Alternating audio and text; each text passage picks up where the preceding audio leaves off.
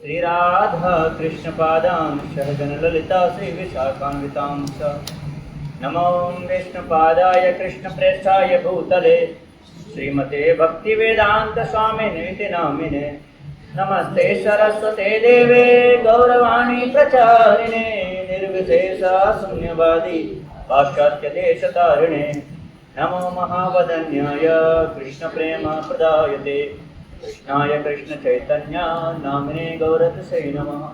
हे कृष्ण करुणा सिंधु दीनबंधु जगत्पते गोपेशा गोपिका कांत राधा कांत नमोस्तुते तप्त कांचन गौरांगी राधे वृंदावनेश्वरी वृषभानुसुते देवी प्रणमामि हरिप्रिये वाञ्छाकल्पतरुभ्यश्च कृपा सिन्धुभ्यैव च पतितानां पावनेभ्यो वैष्णवेभ्यो नमो नमः।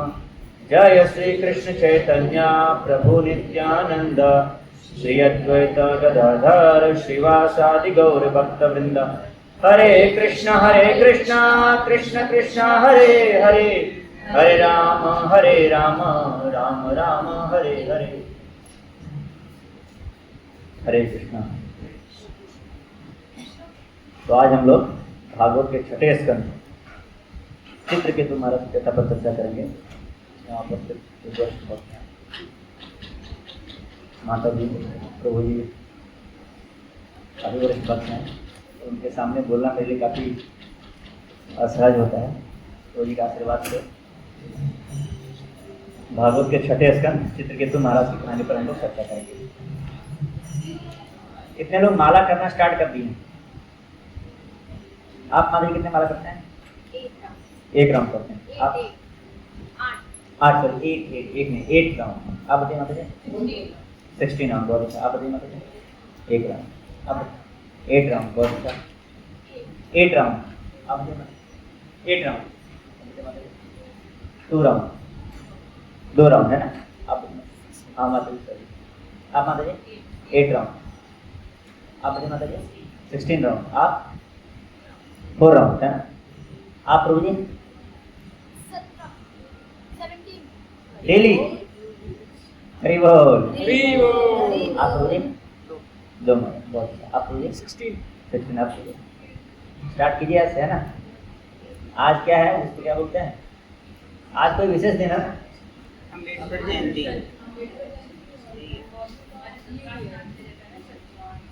नहीं, हिंदी मंथ में क्या है? 9 वर्ष है। बंगालियों का चैतन्य महाप्रभु तो बंगाली थे ना, मतलब ऐसे वो तो वैकुंठ जगत से थे, पर बंगाल में उनका आविर्भाव हुआ था। तो इस हिसाब से आज का दिन बहुत शुभ है और हम लोग अगर माला नहीं करता है स्टार्ट करेंगे, है ना? तो छठा स्कंद में कहानी आती है चित्रकेतु महाराज की। तो एक ये जो कहानी स्टार्ट होता है चित्रकेतु महाराज का, उससे पहले एक सीन है भागवतम में। अब उस सीन के पीछे भी कुछ कहानियां हैं, उसको चर्चा नहीं कर रहे हैं। वो सीन क्या है कि एक राक्षस है जिसका नाम है वृत्रासुर। क्या नाम है राक्षस का? वृत्रासुर नामक राक्षस है, बहुत पावरफुल राक्षस है। पर वो राक्षस युद्ध भूमि में इंद्र से लड़ाई कर रहा है, देवी देवताओं को मार रहा है। अब देवी देवता इन जनरल इस ब्रह्मांड में अच्छे लोग होते हैं, यानी इस धरती पर भी जो लोग पुण्य करते हैं, बहुत पुण्य करते हैं, तो वो स्वर्ग लोक में जाते हैं या देवी देवताओं में। स्वर्ग लोक में भी ऐसा नहीं कि एक जगह कोई है, बहुत सारे स्वर्ग लोक के अलग अलग ग्रह हैं स्वर्ग लोक में। तो जो लोग इस धरती पर बहुत पुण्य का काम करते हैं, दूसरों की सेवा करते हैं, समाज के लिए कुछ करते हैं या देश के लिए जान दे देते हैं, ऐसा कुछ करते हैं, हमारे शास्त्रों में कहा गया कि वो लोग चले जाते हैं स्वर्ग और बन जाते हैं देवी देवता। कोई बड़ा देवी देवता बनेगा, कोई छोटा देवी देवता बनेगा, पर कुछ न कुछ बन जाते हैं। वो भी बहुत लोग हैं, देवी देवता भी, मतलब आप स्वर्ग लोक में जाएंगे तो ऐसा नहीं कि हर देवता मतलब बहुत स्पेशल ही, उसमें भी कुछ लोग काफ़ी स्पेशल हैं, कुछ लोग नॉर्मल हैं। पर हमारे परिप्रेक्ष्य में वो लोग बहुत ज़्यादा स्पेशल। जैसे स्वर्ग लोक में एक खास बात है कि वहाँ पर जन्म होता है और मृत्यु होती है, जरा और व्याधि नहीं होती, बीमारी नहीं होती, उम्र नहीं बढ़ता। उम्र बढ़ता है युवावस्था, उसके बाद उम्र मतलब बुढ़ापा नहीं आता स्वर्गलोक, पर जन्म और मृत्यु है। ये हर लोक में, ब्रह्मलोक में भी जन्म और मृत्यु, मतलब इस भौतिक जगत में जितने भी लोक हैं, सतलोक, तपलोक, महरलोक, जनलोक, हर एक लोक में जन्म और मृत्यु तो है ही। अच्छा, धरती से नीचे के जो लोग हैं वहां पर मानव से नीचे कैटेगरी के लोग हैं। धरती से ऊपर जो लोग हैं वहां पर मानव से उच्च कैटेगरी के लोग रहते हैं। तो लड़ाई किसके किसके बीच में चल रहा था? जो लोग धरती से नीचे कैटेगरी वाले हैं, यानी कि राक्षस लोग उनको बोलते हैं, और जो लोग हाँ धरती से ऊपर वाले, धरती वाले बीच में एम्पायर थे, वो देख रहे थे क्या चल रहा है। तो राक्षस और देवी देवताओं में लड़ाई चल रही है, और जीत कौन रहा है? राक्षस जीत। पर और सब राक्षस और ये वाले राक्षस में डिफरेंस है। क्या डिफरेंस? देखिए भागवत में हम किताब अभी खोज रहे थे, किताब मिल नहीं रहा था, तो मोबाइल में निकालेंगे कुछ श्लोक भागवत का, मोबाइल से ही पढ़ लेंगे।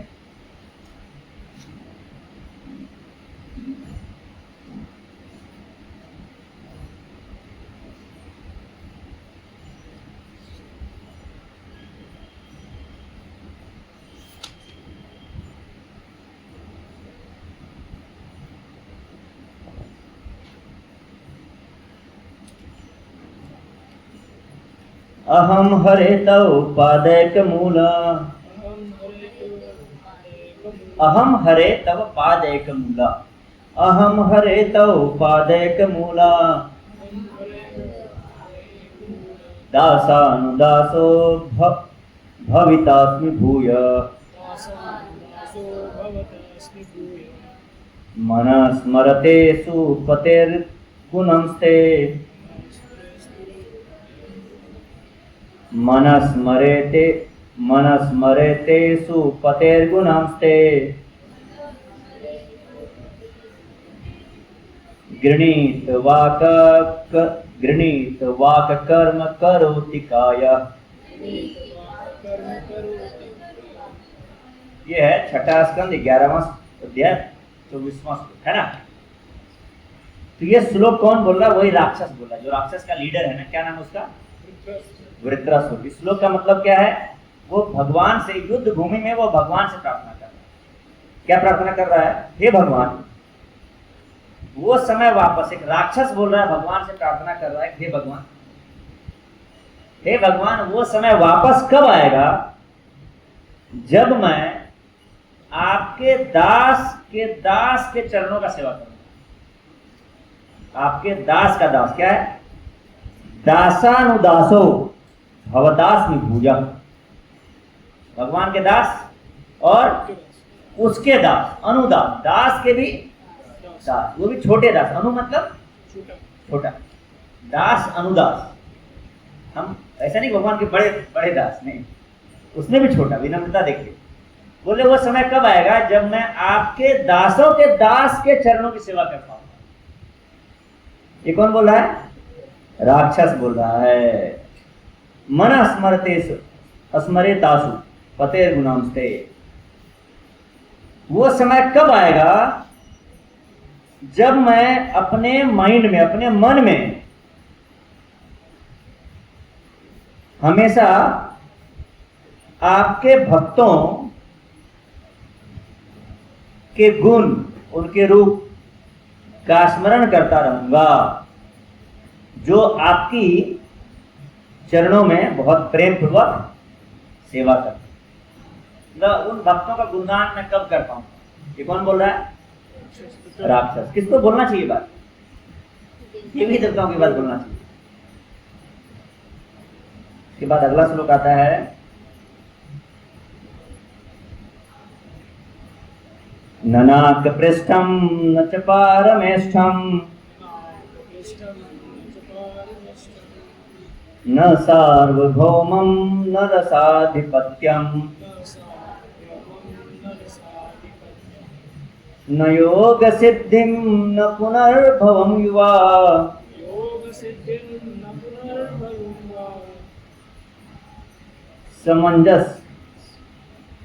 समंजस्यत्व न योग सिद्धिर अपुनर्भवं वा समंजस्यत्व विरहाय कांक्षे समंजसत्वाय विरहाय कांक्षे समंजसत्वाय विरहाय कांक्षे।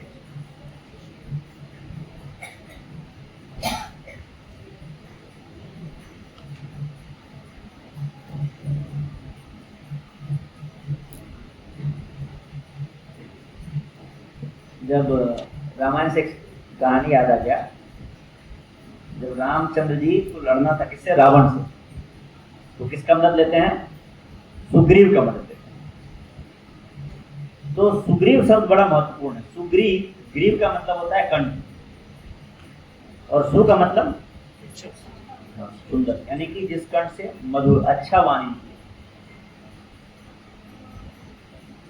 तो सीता को बचाने के लिए भगवान ने सुग्रीव का सहारा लिया। सीता मैया किडनैप हो गई थे ना, उनको बचाने के लिए। और हनुमान जी तो सुग्रीव के ही एक सेनापति थे ना। रामचंद्र जी डायरेक्ट हनुमान पे अप्रोच नहीं किए सेवा की। रामचंद्र जी किससे हाथ मिलाए, सुग्रीव से। और सुग्रीव के सर्वेंट कौन थे, हनुमान, है ना। तो सुग्रीव रिप्रेजेंट करता है, सीता मैया बताती है हमारे जैसा जीव जो भौतिक जगत में रावण के जाल में फंस गया। रावण रिप्रेजेंट करता है काम को। काम के जाल में एक भक्त फंस जाता है इस धराधाम में, इस भौतिक जगत में। सीता मैया जैसे फंस गई थी रावण के जाल में। तो एक भक्त को इस भौतिक जगत से बचाने के लिए, काम के जाल से बाहर निकालने के लिए किसका जरूरत पड़ता है, सुग्रीवास, मतलब कंठ जिससे सुंदर वाणी, यानी वाणी का जरूरत है। हरे कृष्ण महामंत्र सुग्रीवा। और हरे कृष्ण महामंत्र को जो सीता मैया तक पहुंचाता है वो कौन है, वो। तो सुग्रीव से जब भगवान अलाय किए तो भगवान बोलते हैं सुग्रीव ठीक है, मैं तुम्हें, सुग्रीव का बाली से झगड़ा चल रहा था, तो भगवान बोले कि बाली से मैं तुम्हारा राज्य वापस दिलवा दूंगा, तब तुम हमारा साथ देना। तो भगवान बोले सुग्रीव को, जाओ तुम बाली को युद्ध के लिए लड़काओ और मैं बाली को मार दूंगा। तो सुग्रीव ने बाली को युद्ध के लिए ललकारा। बाली युद्ध करने आया भी और लड़ाई होने लगा, और बाली बहुत ताकतवर था। शास्त्र में कहा जाता है कि बाली इतना ताकतवर था कि एक बार रावण को भी पकड़ लिया। मतलब ऐसा कहा जाता है कि रावण ऐसे घूमता रहता था कि भाई किसको हरा दें युद्ध में। तो रावण घूमते घूमते घूमते घूमते वो चक्रवर्ती सम्राट बनना चाहता था, चारों तरफ उसका जय जयकार हो। रावण ने बहुत लोगों को हराया भी था, पर ऐसा कहा जाता है कि बाली से एक बार वो गया कि बाली को हरा दे। और बाली उस टाइम में पूजा पाठ कुछ कर रहा होगा, तो बाली पूजा कर रहा था, रावण से आते हैं पीछे से उसको धक्का मारेंगे, तो रावण दौड़ता दौड़ता आया और पीछे से बाली को पकड़ना चाहा। बाली को पता चला कि पीछे से कोई आ रहा है, तो दाएं हाथ से वो आरती वगैरह कर रहा होगा, बाएं हाथ से उसने रावण को ऐसे पकड़ के रख लिया और आरती करता रहा। जब उसका पूजा समाप्त हुआ तब देखा कौन है ये रावण, कितना पावरफुल बाली था। तो सुग्रीव उसको हरा दे तो हो ही नहीं सकता। तो बाली बहुत पावरफुल था, सुग्रीव की पिटाई करने लगा बहुत जोर से, और रामचंद्र जी बचा नहीं रहते उसको। तो सुग्रीव फिर किसी तरह से जान छुड़ा के भागा। जान छुड़ा के भागा तो रामचंद्र जी से पूछा कि आपने बचाया क्यों नहीं, आपने बचाने का वचन दिया था। तो रामचंद्र जी बोले, ऐसे वो बचा सकते थे, वो तो सबके हृदय में है ना, लेकिन रामचंद्र जी बोले देखो तुम और तुम्हारा भाई दोनों जो जुड़वा था एक्चुअली, मतलब दोनों का एक जैसा चेहरा है, तुम्हारा चेहरा एक जैसा, हम पहचान ही नहीं पाए कौन सुग्रीव कौन बाली। जब तक तुम हमारे साथ थे तो थे, जब तुम लड़ने लगे कौन बाली है कौन सुग्रीव पता नहीं चल रहा था। तुमको डर लगा कहीं तीर चलाए और तुम्ही को लग जाए।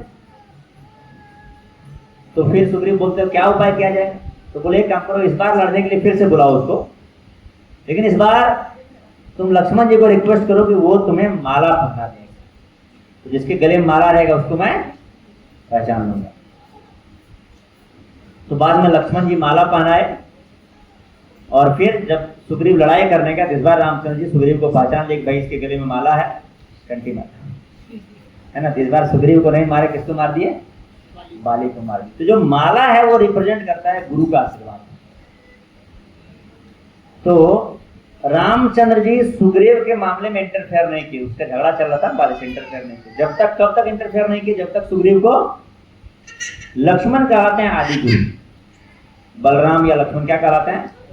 आदि गुरु कहलाते हैं। तो जब तक लक्ष्मण का आशीर्वाद, लक्ष्मण के हाथ से उसको माला नहीं मिला, तब तक सुग्रीव का रक्षा रामचंद्र जी नहीं कर पाए। वो तो कर सकते थे पर नहीं कर पाए। तो जो भगवान का माला मिलता है ना, हमको वास्तव में आशीर्वाद दिया जाता है। तो जब भी हमें मौका मिलना चाहिए भगवान की माला पहनने का, पहनना चाहिए। या भगवान का जो, भगवान को जो माला पहना जाता है वो सुबह सुबह जब आरती होती है तो उसके कुछ फूल ला करके भक्तों को देते हैं, तो सूंघना चाहिए, उससे हमको गुरु का आशीर्वाद प्राप्त होता है। हम लोग चर्चा कर रहे थे, वृत्रासुर जो बोल रहा है युद्ध भूमि में उसके बारे में। अगला श्लोक क्या बोल रहा है? न कान पृष्ठम न च पारमेष्टम न सार्वभौम न रसाधिपत्यम न योग सिद्धिम पुनर्भवम व समंजसत्व विरहाय कांक्षे। बोले हे भगवान, हमने जो पिछले श्लोक में बोला कि हमको क्या चाहिए, वो दिन कब आएगा जब मैं आपके दासों का दास बन पाऊंगा, उसके चरणों के, आपके दासों के दास के चरणों का सेवा कर पाऊंगा।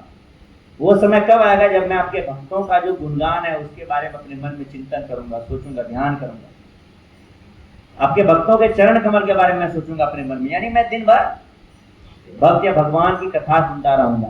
भागवत जो हम लोग सुनते हैं उसमें भगवान का चर्चा बहुत कम ही आता है, दसम स्कंद में कुछ जगह आता है। ज्यादातर भागवत में जो कहानी है वो किसके बारे में? भक्तों के बारे में कहानी। जैसे हम लोग नरसिंह देव की कथा पढ़ते हैं, तो नरसिंह देव की कथा में जितना बार नरसिंह देव का नाम नहीं आता उससे ज्यादा प्रहलाद महाराज का नाम है। तो वास्तव में भागवत सुनना यानी कि भगवान के भक्तों के गुणों को, उनके चरण कमलों का बार बार स्मरण करना। तो बोलते हैं वो समय कब आएगा वास्तव में? तो ये बोलते हैं चित्रकेतु, सॉरी वृत्रासुर, कि वो हमें किस कॉस्ट पर चाहिए, मैं उसके लिए क्या क्या चुकाने को तैयार हूं। बोलते हैं न कान पृष्ठम न च पारमेष्टम, ननाक पृष्ठम। नाक पृष्ठम का मतलब यहां पर बताया गया है जो स्वर्ग लोक है। बोल रहे हैं ननाक पृष्ठम, मुझे स्वर्ग लोक नहीं चाहिए। जो मैं मांग रहा हूं आपसे, ये किस शर्त पे मांग रहा हूं? अगर आप मुझे स्वर्ग लोक देंगे, बोलेंगे एक काम करो, भक्तों को याद मत करो, भगवान को याद मत करो, कथा मत सुनो, किधर चले जाओ? स्वर्ग लोक। तो मैं नहीं लूंगा, मुझे ये चाहिए, स्वर्ग लोक नहीं चाहिए। बोलते हैं मुझे ध्रुव लोक नहीं चाहिए। अब ध्रुव लोक का स्पेशल नाम क्यों है? उसका खास बात क्या है? जब प्रलय आता है ना तो स्वर्ग लोक वगैरह भी खत्म हो जाते हैं, डूब जाते हैं। इस भौतिक जगत में एक ही बचा रहता है, क्या? ध्रुव। बोलते हैं चलो आपको लग रहा हो कि स्वर्ग लोक नहीं चाहिए वृत्रासुर को, क्योंकि स्वर्ग लोक तो कुछ दिन बाद खत्म हो जाएगा प्रलय के समय। हमको ध्रुव लोक भी नहीं चाहिए, जो प्रलय के समय भी खत्म नहीं होता है। आगे कहते हैं not do I want the supreme ruler of all earthly planet. हमको इस भौतिक जगत में जितने भी ब्रह्मांड है, जितने भी ग्रह हैं, अगर आप उसका सुप्रीम रूलर, मतलब आप उसका सबसे बड़ा राजा हमको बना देंगे ना, तब भी हमको वो राजगद्दी नहीं चाहिए। आज लोग एक देश, इतने बड़े पृथ्वी का एक छोटा सा भाग, बस 5 साल के लिए उसका राजा बनने के लिए कितना जी जान लगा देते हैं, किसी भी हद तक चले जाते हैं, किसी भी हद तक।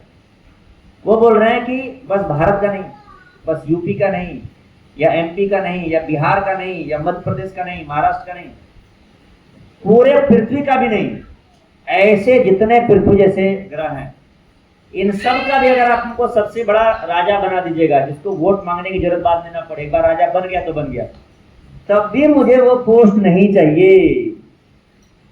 Nor do I Dzire the master of powers of mistake yoga. न तो मुझे योग सिद्धि चाहिए, न योग सिद्धि। योग सिद्धि का मतलब क्या होता है? किसी के मन का बात जान जाए। यहाँ से अमेरिका 1 सेकंड में चला जाना हवाई मार्ग से, या बहुत सारे मार्ग हैं ऐसे। पानी के ऊपर चल जाना, आग के ऊपर चल जाना, हवा से भी हल्का हो जाना, पहाड़ से भी भारी हो जाना, ये सब योग सिद्धि है।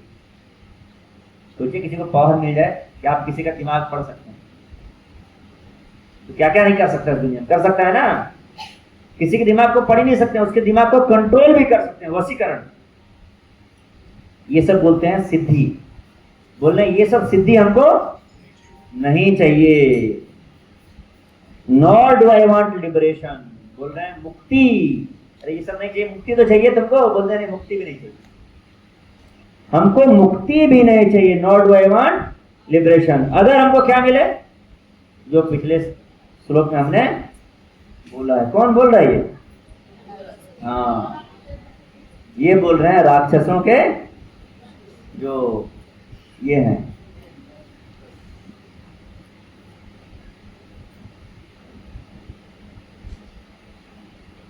एक और श्लोक पढ़ते हैं।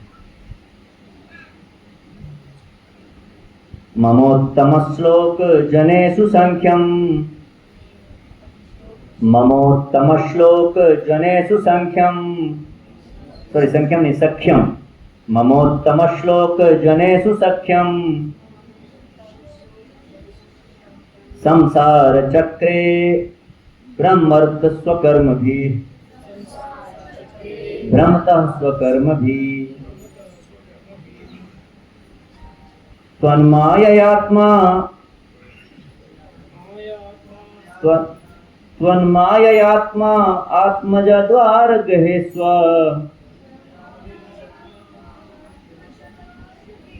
आसक्त चित्तस्य न नाथ भूयात्। वो राक्षस बोल रहा है कि हे भगवान, मैं इस भौतिक जगत में, मैं मतलब बोल रहा है लोग, वो सिर्फ अपने बारे में नहीं बोल रहा है, लोग इस भौतिक जगत में कर्म के फल को जो करते हैं ना, उसका एक फल मिलता है ना, उस कर्म के फल को प्राप्त करने के लिए इधर से उधर भटकते रहते हैं। पर मैं क्या चाहता हूं, आपके जो भक्त हैं मैं उनसे दोस्ती करना चाहता हूं। I simply seek friendship. सख्यम मतलब जनेषु सख्यम, नमोत्तम श्लोक जनेषु सख्यम। वो लोग जो उत्तम श्लोक से आपकी आराधना करते हैं, आपका गुणगान करते हैं, मैं ऐसे लोगों का सख्यम, मैं उसका दोस्ती चाहता हूं। मैं इस शरीर से, पत्नी से, बच्चों से, घर से जो मेरा आसक्ति है, आसक्त चित्तस्य ननाथ भूयात्। इस भौतिक जगत में नौकरी से, बिजनेस से, पैसे से, जमीन से, जिस भी चीज से मेरी आसक्ति है, मैं चाहता हूं वो आसक्ति मेरा खत्म हो जाए और मैं केवल और केवल आपके चरण कमल के शरण में चला। कौन बोल रहा है ये? राक्षस बोल रहा है। ये बात बोलना किसको चाहिए? देवी देवताओं को। देवी देवता थोड़ा ज्यादा अच्छे कैटेगरी के लोग होते हैं, वो भगवान के ज्यादा नजदीक होते हैं, वो भगवान की सारी बातों को मानते हैं, इसलिए उनको सुर बोलते हैं। राक्षस को बोलते हैं असुर, वो भगवान की सारी बातों को नहीं मानते, जनरली उसका उल्टा करते हैं। और मानव लोग इसके बीच में, वो उतना बात मानते हैं जिनसे उनको फायदा हो, जिनसे उनको खुद का फायदा नहीं, वो बात नहीं मानते। वो मंदिर जाते हैं, उसमें दिक्कत नहीं उनको मंदिर जाने में, लेकिन मंदिर जाके मांगते किसके लिए? अपने फायदे के लिए। तो जब ये सब श्लोक सुनते हैं कौन? परीक्षित महाराज।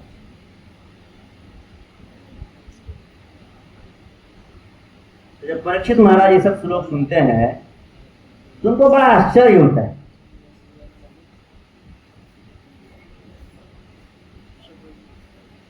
तो सुखदेव गोस्वामी से परीक्षित महाराज वापस पूछते हैं पहला श्लोक अगले अध्याय में। रजस्तम स्वभावस्य ब्रह्मन् वृतस्य पाप्मना नारायणे भगवती कथम आसीद दृढ़मति। रजस्तम स्वभावस्य ब्रह्मन् वृतस्य पाप्मना नारायणे भगवती कथमासीद दृढ़ामृता दृढ़ामति कथमासीद दृढ़ामति। वो बोल रहे हैं कि हे गुरुदेव, जो राक्षस होते हैं वो जनरली तमोगुण प्रभाव होते हैं। कौन सा गुण प्रभाव होता है? हम सब के अंदर 3 गुण होते हैं, तमोगुण, रजोगुण, सतोगुण। और हम भी हमेशा किसी न किसी एक गुण में प्रधान रूप से पाए जाते हैं। हालांकि मानव में 3 गुण पाए जाते हैं। जैसे आप देखेंगे लोग सुबह उठते हैं, स्नान करते हैं, पूजा वगैरह करते हैं, तो उस समय जो आपकी मनोस्थिति है वो किस गुण में है? सतोगुण में। लोग थक जाते हैं, आप देखते हैं लोग उगते रहते हैं, कई बार थके हुए हैं, सो रहे हैं, उस समय में जो उनकी मनोस्थिति है कौन से गुण में है? तमोगुण में। या कोई नशा कर लिया, उसको आसपास का होश नहीं है, उस समय उसकी मनोस्थिति कौन से गुण में है? तमोगुण में। या जब व्यक्ति बहुत कुछ अचीव करना चाहता है, ऑफिस गया कुछ काम करना चाहता है, या किसी को डांट रहा है, कुछ पाना चाहता है इस दुनिया में, तब वो किस गुण में है? रजोगुण में है। तो मानव शरीर भी 3 गुणों में से किसी न किसी एक गुण में रहता है, या हो सकता है तीनों गुणों के मिश्रण में रहता है। कभी कभी हमारे मन में तीनों गुण थोड़ा थोड़ा रूप से प्रभाव अपना डालते हैं, लेकिन ऐसा कहा गया कि मानव शरीर रजोगुण प्रधान। कैसा प्रधान है मानव शरीर? रजोगुण प्रधान है। मतलब ज्यादातर समय हम रजोगुण में रहते हैं, बहुत कम समय हम सतोगुण में रहते हैं। मतलब शांति रहता है मन में, भगवान के बारे में सोचते हैं, किसी के भले के बारे में सोचते हैं, कुछ की सेवा करना चाहते हैं। बहुत कम समय हम तमोगुण में रहते हैं, यानी बहुत आलस आ रहा है। आजकल कलयुग में तमोगुण थोड़ा बढ़ता जा रहा है, लेकिन इन जनरल मानव तमोगुण ही कम रहता है। ज्यादातर समय क्या रहता है? कुछ पाने की इच्छा करता रहता है, कुछ चाहिए उसको, तो ज्यादातर समय वो रजोगुण प्रधान है।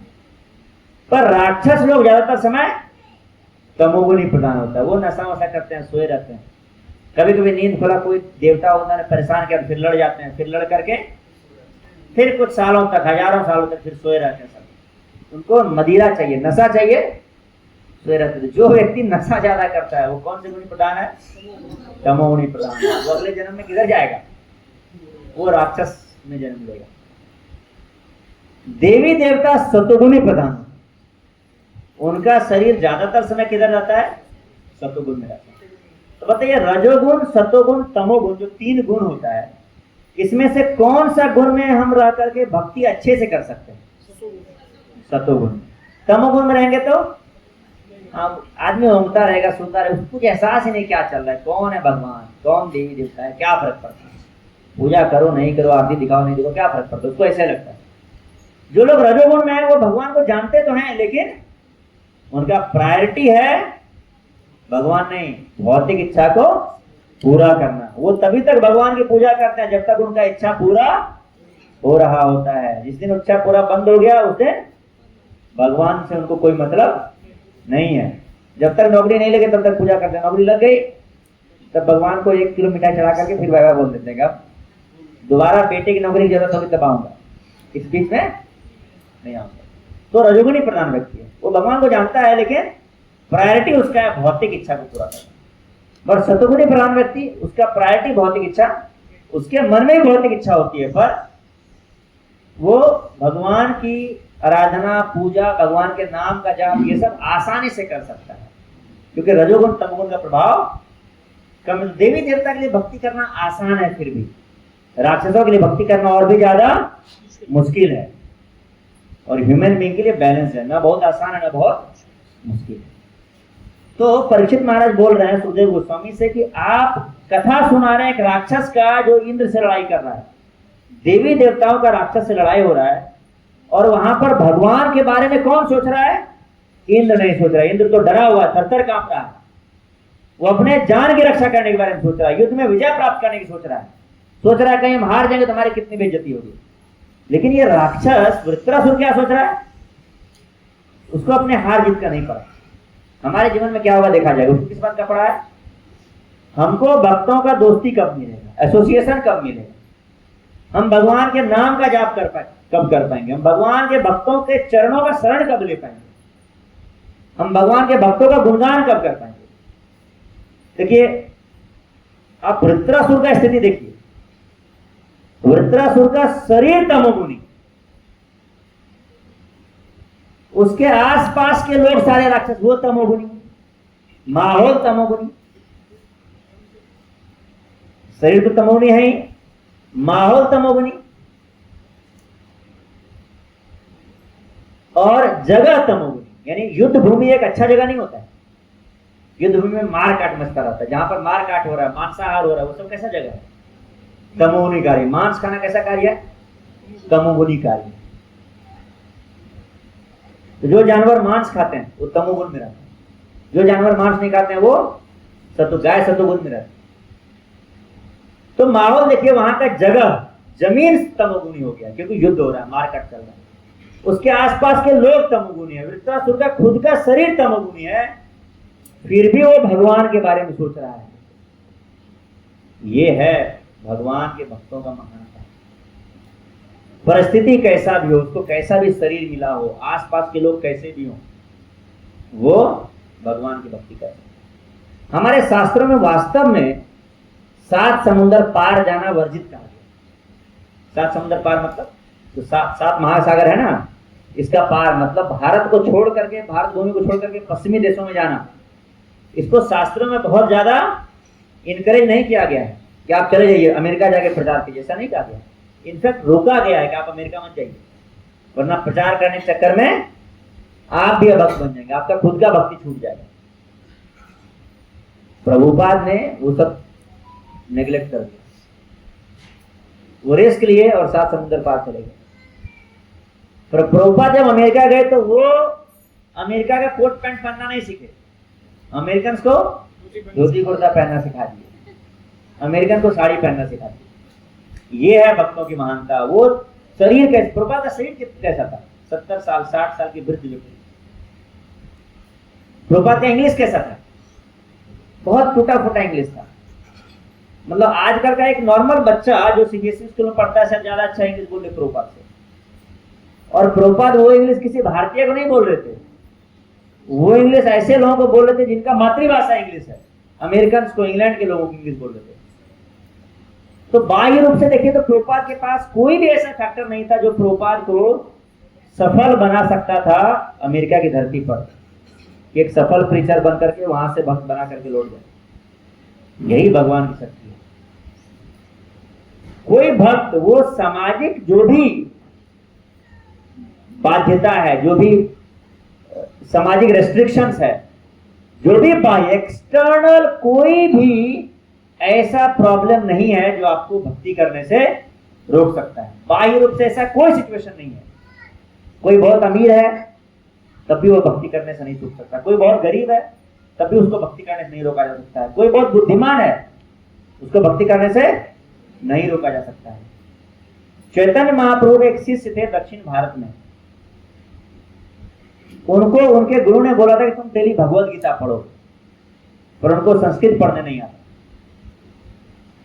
वो रामानुजाचार्य जो भगवत गीता का कमेंट्री लिखे हैं वो खोलते थे, संस्कृत पढ़ने आता नहीं था। तो पहला पेज देखते थे जो कवर पेज होता है, उसमें देखते थे कि भगवान कृष्ण रथ चला रहे हैं और अर्जुन रथ पर बैठा हुआ है। वो इतना ही देख करके रोने लगते थे। तो चैतन्य महाप्रभु उनसे मिलते हैं और बोलते हैं क्यों रो रहे हो तुम, क्या तुमको समझ में नहीं आ रहा है, लोग तुम्हारा मजाक उड़ाते हैं इसलिए रोते हो तुम? बोले नहीं, मैं देखता हूं कि इस तीनों जगत के नायक भगवान कृष्ण कैसे अपने भक्त का सारथी बन गए। अब सारथी बनना मतलब किसी को मान लीजिए कि मर्सिडीज गाड़ी का ड्राइवर बनना पड़े, एरोप्लेन का पायलट बनना पड़े, वो भी तो कहने को ड्राइवर ही है ना, तो आदमी बन जाएगा, चलो एरोप्लेन चला रहे हैं। पर रथ, रिक्शा, रथ कैसा है समझिए, रिक्शा का ही एक पुराना वर्जन, हाथी घोड़े होते थे, कोई इंजन उंजन तो उसमें लगा नहीं होता था। रथ का ड्राइवर कोई बने, स्टेयरिंग उसमें नहीं होता। ये बहुत ऊंचा पद थोड़ी ना है। बोलते हैं भगवान ऐसा पद ग्रहण कर लेते हैं अपने भक्तों के लिए। यही देख के मैं रोने लगता हूं कि भगवान अपने भक्तों से कितना प्रेम करते हैं। तो वो शैक्षणिक रूप से आप देखेंगे तो वो बहुत बुद्धिमान व्यक्ति नहीं थे, वो लिपियों का ज्ञान उनको नहीं था। तो कोई व्यक्ति को लिपि का ज्ञान हो ना हो, कोई किसी भी परिस्थिति में, भौतिक परिस्थिति भक्ति करने से किसी को नहीं रोक सकता है। जैसे कि वृत्रासुर, उसका उल्टा देखिए। हम मानव शरीर में जो कि तमोगुणी प्रधान नहीं है, रजोगुणी प्रधान है, उसमें भी जब हम मंदिर वगैरह आते हैं तो हमारा रजोगुण घट जाता है, हम किस गुण में चले जाते हैं? हम सतोगुणी प्रधान हो जाते हैं। मानव शरीर जो तमोगुणी प्रधान नहीं है, मंदिर में ये सतोगुणी प्रधान बन गया है।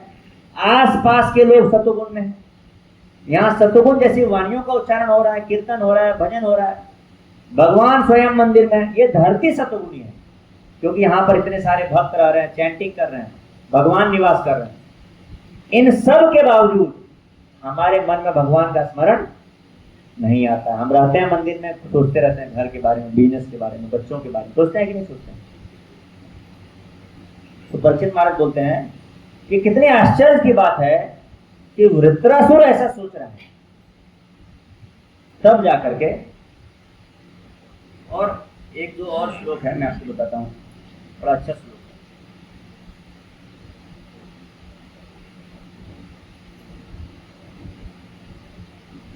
देवानां शुद्ध सत्वानां ऋषिणां च अमल आत्मनां भक्तिर्मुकुंद चरणे न प्रायेणोपजायते। बोलते हैं, और यही सामने में देखिए, इस राक्षस के सामने कौन है? देवी देवता लोग हैं, देवता लोग हैं, जो कि जिनका शरीर कैसा प्रदान होता है? शुद्ध सत्व प्रदान होता है। उनके आसपास देवता लोग हैं, यानी माहौल वहां का सतोगुणी है। पर उनके लिए भी भगवान मुकुंद का शुद्ध भक्ति करना इतना आसान नहीं है जैसा शुद्ध भक्ति कौन कर पा रहा है? वृत्रासुर कर पा रहा है।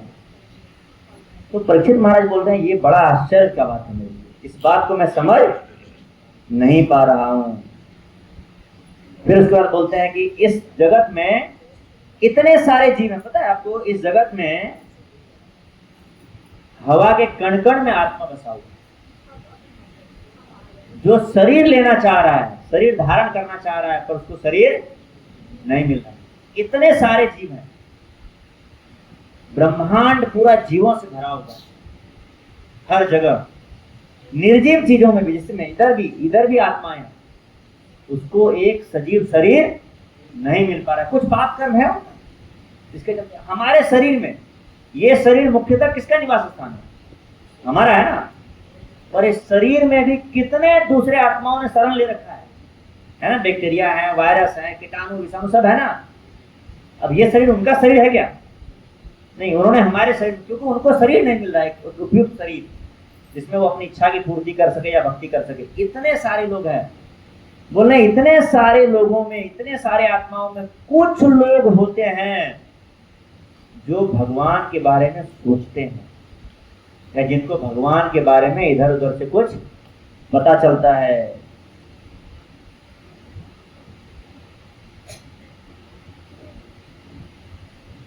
इनमें से भी बोलते हैं, जिन लोगों को भगवान के बारे में पता चलता है, ऐसा नहीं कि उसमें सब लोग भगवान की भक्ति करने की तरफ अग्रसर हो जाते हैं। ऐसे लाखों करोड़ों लोगों में से गिनती के कुछ लोग जिनको भगवान के बारे में पता चलता है और वास्तव में वो भगवान के को खोजने के लिए, भगवान के चरण कमल का शरण लेने के लिए सीरियस हो जाते हैं। सीरियस कहते क्या होता है? गंभीर हो जाते हैं, इस रास्ता को गंभीरता से लेते हैं। ऐसे कुछ ही लोग होते हैं। जितने लोग इस रास्ते पर चल देते हैं, उसमें से ज्यादातर लोग धीरे धीरे समय के साथ भौतिक इच्छाओं में फंस करके वो मंदिर जाते हैं, पर पैसा मांग लेते हैं, भौतिक शरीर मांग लेते हैं, अच्छी पत्नी मांग लेते हैं, अच्छा पति मांग लेते हैं, अच्छा बच्चा मांग लेते हैं, कुछ भौतिक मांग करके फिर रास्ते से भटक जाते हैं। उनमें से कुछ ही लोग भगवान से भक्ति मांगते हैं, या भगवान का शरण लेना चाहते हैं, या भौतिक इच्छा नहीं रखते हैं। भौतिक इच्छा नहीं रखने वालों में से कुछ ही लोग होते हैं जो वास्तव में इस भौतिक जगत से ही बाहर निकलना चाहते हैं। वो क्या चाहते हैं? मुक्ति चाहते हैं कि हमको इस भौतिक जगत से बाहर निकलना है। उसका एक श्लोक आता है, मुक्ता नाम अपि सिद्धा नाम। ऐसे मुक्ति चाहने वाले लोगों में भी कुछ लोग होते हैं, मुक्ति भी कई तरीके के होते हैं। एक मुक्ति होता है जो व्यक्ति वैकुंठ धाम नहीं पहुंचता पर भौतिक जगत से बाहर निकल गया, वो बॉर्डर पर है, वो किसी देश का नागरिक नहीं है, किधर का भी आधार कार्ड नहीं मिलेगा। किधर का भी आधार कार्ड नहीं मिलेगा मतलब वो भौतिक जगत का है नहीं, इसलिए उधर जरा व्याधि मृत्यु ये सब नहीं है। वो आध्यात्मिक जगत पहुंचा नहीं है, इसलिए उसको भगवान का शुद्ध भक्ति या भगवान के चरण कमल का सेवा भी नहीं मिलेगा। तो क्या करेगा बीच में? बस शांति, ओम शांति शांति पड़ा रहेगा। दुख भी नहीं है और कोई सुख भी नहीं, बाउंड्री लाइन। ये भी एक तरीके का मुक्ति है। ज्यादातर लोग इसी मुक्ति को चाहते हैं। वो बोल रहे हैं कि जो लोग मुक्ति चाहते हैं उसमें भी गिने चुने ऐसे होते हैं जो वास्तव में वैकुंठ धाम वाला मुक्ति चाहते हैं कि वैकुंठ धाम जाकर के भगवान की सेवा करें। ऐसे एकदम करोड़ों में एक व्यक्ति ऐसा होता है या करोड़ों में एक जीव ऐसा होता है। पूरे विश्व में कितने भक्त होंगे? 15-16 लाख भक्त होंगे। इस्कॉन में 15-16 लाख भक्त हैं, और भी मान लीजिए 15 लाख दूसरे इससे जुड़े हुए, कितने होंगे? 30 लाख। पूरे बनारस में मानवों की जनसंख्या है 25 लाख। अब हर घर में 300-400 मच्छर होंगे ना, फिर रास्ते भी इतने मच्छर हैं, फिर इतने बैक्टीरिया होंगे, कीड़े मकोड़े होंगे। सोचिए बनारस में सिर्फ अगर सभी तरीके के जीवों को जोड़ दिया जाए तो कितनी संख्या होगी? असंख्य होगा, इसका गणना करना मुश्किल है। यूपी में कितने होंगे, भारत में कितने होंगे, पूरे ब्रह्मांड में कितने होंगे, या केवल इस धरती पर ले लिया जाए, उसमें से मात्र 15 लाख लोग भक्ति कर रहे हैं जो भगवान की शुद्ध भक्ति चाहते हैं। परीक्षित महाराज बोल रहे हैं ऐसे लोगों में एक वृत्रासुर है, ये राक्षस ऐसे लोगों में से एक है। ये बड़ा आश्चर्य का बात है, इसको समझाइए डिटेल में। तो ये देखिए सुखदेव गोस्वामी की एक खासियत था। सुखदेव गोस्वामी कहानी को इस सीक्वेंस में बताते थे ना कि बीच बीच में परीक्षित महाराज को उत्सुकता आती अरे ये कैसे हो रहा है। तो वृत्रासुर के पीछे का जन्म बताते हैं वो।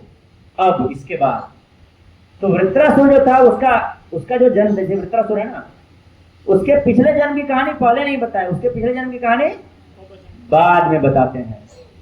ऐसा इसलिए भी सुखदेव गोस्वामी करते हैं क्योंकि परीक्षित महाराज के पास 7 ही दिन था। तो सुखदेव गोस्वामी चाहते थे कि इंपॉर्टेंट चीजों का रिवीजन करवाते हैं चले, क्योंकि इनके पास 7 दिन है। लेकिन परीक्षित महाराज ऐसा टाइमलेस जोन में चले गए तो उनको कोई फर्क नहीं पड़ता था 7 दिन में मर जाएंगे क्या होगा। वो भगवान की कथा में इतना डूब गए थे, वो अपने मृत्यु को तो भूल चुके थे, बस वो कहानी में जानना चाहते थे कि और क्या हुआ, और उत्सुकता उनकी बढ़ती जा रही। तो बोलते हैं बताइए कैसा क्या है। तब सुखदेव गोस्वामी बोलते हैं चलो बैक करते हैं गाड़ी, बैक गियर में ले जाते हैं गाड़ी।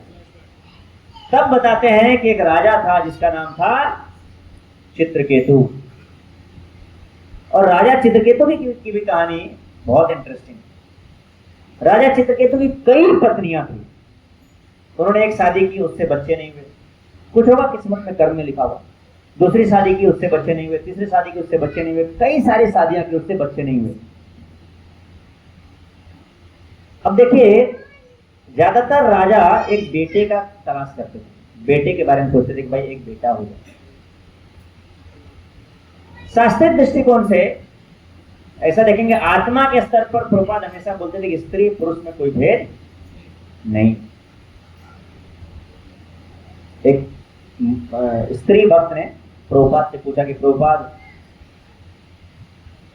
इस दुनिया में स्त्रियों के साथ भेदभाव होता है, उसको बहुत अपॉर्चुनिटी नहीं मिलता है, मौका नहीं मिलता है, तो मुझे कई बार दुख होता है इस बात का कि मैं एक स्त्री हूँ। भक्त होते हुए मुझे दुख होता है। तो प्रभुपाद बोले देखो तुमको ये दुख तब तक होता रहेगा जब तक तुम अपने आप को स्त्री मानो। स्त्री और पुरुष जो है ये तो शरीर के आधार पर है ना, आत्मा स्त्री है या पुरुष? ये स्त्री या पुरुष नहीं, आत्मा आत्मा है, भगवान का सेवक। उसको कुछ समय के लिए स्त्री का शरीर दिया गया है और कुछ समय के लिए पुरुष का शरीर, जो इस जन्म में पुरुष है अगले जन्म में स्त्री हो सकता है, जो इस जन्म में स्त्री अगले जन्म में पुरुष हो सकता है। वैसा है जैसे इस जन्म में कोई आदमी है तो अगले जन्म में जानवर बन सकता है, इस जन्म में कोई जानवर है तो अगले जन्म में वो आदमी बन सकता है। तो आत्मा के स्तर पर, आध्यात्मिक स्तर पर स्त्री पुरुष में कोई भेद नहीं है। लेकिन भौतिक दृष्टिकोण से जब हम देखते हैं, जब भौतिक दृष्टिकोण से सोचते हैं, तब हमको वो भेद नजर आता है। तो भौतिक दृष्टिकोण से अगर समझेंगे तो ऐसा कहा गया शास्त्रों में कि व्यक्ति का पुत्र अगर पिंड दान करता है, उसका श्राद्ध कर्म करता है, तो अपने पिता को, अपने माता को या अपने पूर्वजों को अगर वो फंस गए भौतिक जगत में, मान ली मृत्यु हुई पर वैकुंठ जगत नहीं जा पाए, इसी भौतिक जगत में कहीं ना कहीं फंसे हुए हैं, जो पिंडदान होता है उसमें भगवान विष्णु को, या श्राद्ध कर्म में भगवान विष्णु को भोग लगाया जाता है और वही प्रसाद खिलाया जाता है, ये मानते हुए कि वह प्रसाद किसको मिल जाएगा, उनके फोर फादर्स, उनके पूर्वजों को मिलेगा। और वो लोग जब भगवान विष्णु का प्रसाद ग्रहण करते हैं तो उनकी वहां से मुक्ति हो जाती है। तो ये काम शास्त्रों के अनुसार से ये कर्म किसको करना होता है, पुत्र को। इसीलिए कई बार राजा महाराजा या जनरल व्यक्ति भी एक पुत्र की कामना करते थे। तो चित्रकेतु महाराज को पुत्र नहीं हो रहा तो उसको बड़ा डर था इस बात का। यह शास्त्रों में लिखा हुआ है क्लियरली कि आखिर क्या होगा हम लोगों का, क्या हम लोग इस भौतिक जगत के जंजाल से छूट भी पाएंगे, हमारे जो पूर्व जन्म के पाप होंगे क्या उस पाप से हमें कोई मुक्ति करवा देगा, उससे कोई हमको बचा पाएगा अगर हमें पुत्र नहीं हुआ। तो इस बात से काफी चिंतित थे। प्रभुपाद ने यह भी बताया कई बार कि वो इस बात से भी चिंतित थे कि वो एक बहुत आदर्श राजा थे और वो चाहते थे कि अगर उनका एक पुत्र हो जिसको वो ट्रेन कर सके, एक आदर्श राजा बना सकें, तो इस पृथ्वी पर जो है बहुत अच्छे से शासन प्रशासन चलाया जा सकेगा, लोगों का सेवा किया जा सकेगा। उनको लगता था कि अगर मैं एक अच्छा राजा नहीं दे पाया अपनी जनता को तो दूसरा कोई राजा आएगा, वो पता नहीं, हो सकता है वो प्रजा का ध्यान रखे या न रखे। इस बात से भी वो चिंतित थे। तो कई सारे कारणों से वो चिंतित थे, इसीलिए प्रयास में थे कि एक पुत्र हो जाए। लेकिन एक पुत्र नहीं होने के बाद बहुत दुखी थे और ऐसे ही दुखी रहने लगे। एक बार अंगिरा मुनि उसके राज्य में पधारते हैं। जब अंगिरा मुनि उनके राज्य में पधारते हैं तो अंगिरा मुनि को वो प्रणाम करते हैं, नमस्कार करते हैं, उनको बिठाते हैं, आसन देते हैं, पानी पिलाते हैं, उनको स्नान करवाते हैं, फिर उनके लिए खाने पीने का व्यवस्था करते हैं और तब तक वो बातचीत में लग जाते हैं अंगिरा मुनि से। तो अंगिरा मुनि उससे पूछते हैं कि हे राजन, कैसा चल रहा है आपका राज्य, आपको प्रॉपर टैक्स वगैरह मिल रहा है कि नहीं जनता से, आपके आसपास के जो दोस्त हैं एलायंस, उससे आपकी दोस्ती ठीक ठाक है या नहीं है, आपके दुश्मन आप पर हावी तो नहीं हो रहे हैं, बहुत सारे बात पूछते हैं, आपकी पत्नियां कैसी हैं, आपके बच्चे कैसे हैं, आपकी प्रजा कैसे, सब कुछ पूछते हैं उनके बारे में। चित्रकेतु महाराज बताते हैं, लेकिन बात कभी आप किसी से 5-6 मिनट बात कर लीजिए ना, तो उससे आपको एहसास हो जाएगा वो व्यक्ति बहुत खुश है या नहीं खुश। ऐसे आप कस्टमर कैसे बात करेंगे पता नहीं चलेगा, वो बड़े प्रेम से बात करते हैं। होटल में किसी जाइए, किसी से बात कीजिए तो बड़े प्रेम से बात करते हैं। तो वैसा नहीं, आप अगर जेन्युइनली अपने किसी दोस्त से बात करेंगे आपको 10-5 मिनट में, तो अंगिरा मुनि को पता लग गया कि ये दुखी है व्यक्ति। तो बोलते हैं बताइए आपके दुख का क्या कारण है, कुछ तो दुख है, हम देख रहे हैं आपसे 5-10 मिनट से आधे घंटे से हम बात कर रहे हैं, लेकिन आपके चेहरे पर वो मुस्कान नहीं है, वो खुशी नहीं है, तो क्या बात है। तब वो बताते हैं, अपनी बात जाहिर करते हैं, देखिए ऐसा ऐसा है, हमने कई शादियां की पर हमारा संतान, एक बेटा हमको नहीं मिल पा रहा है। सबको इसी बात का चिंता है कि हमारा क्या होगा, कौन हमारा श्राद्ध कर्म करेगा मृत्यु के पश्चात, कौन इस देश का, इस धरती का आदर्श राजा बन पाएगा बाद में। इस बात को लेकर के मैं काफी चिंतित रहता हूँ। तो अंगिरा मुनि बोलते हैं, देखिए आपके कर्म में, आपके कर्म में पुत्र वियोग बोलते हैं, हाँ, पुत्र वियोग लिखा होगा। तो ये जो कष्ट है वो आपके कर्म में आना ही है। अगर आप इसको बदलना चाहेंगे और बहुत प्रयास करेंगे, भगवान से बहुत प्रार्थना करेंगे, तो हो सकता है बदल जाए। पर आपके कर्म में जितना कष्ट लिखा हुआ है, अगर आप उसको बदल करके, पूजा पाठ करके, मान लीजिए आपने किसी तरीके से बदल दिया, थोड़ा बहुत अपने कर्मों को बदला जा सकता है कुछ हद तक, बहुत कुछ नहीं बदल सकता। तो अगर आपने बदल दिया तो उसके चलते जितना सुख आएगा वो एक्स्ट्रा सुख के चलते एक्स्ट्रा दुख भी मिलेगा। इसलिए मेरा जो सलाह है, आप ठीक है, जो भगवान ने दिया इतना में संतुष्ट रहिए। लेकिन चित्रकेतु महाराज काफी परेशान थे। और देखिए एक बात होता है, जब व्यक्ति बहुत परेशान होता है किसी से ना, वो सुनने की स्थिति में, देखिए दुखी होना और परेशान होने में अंतर है।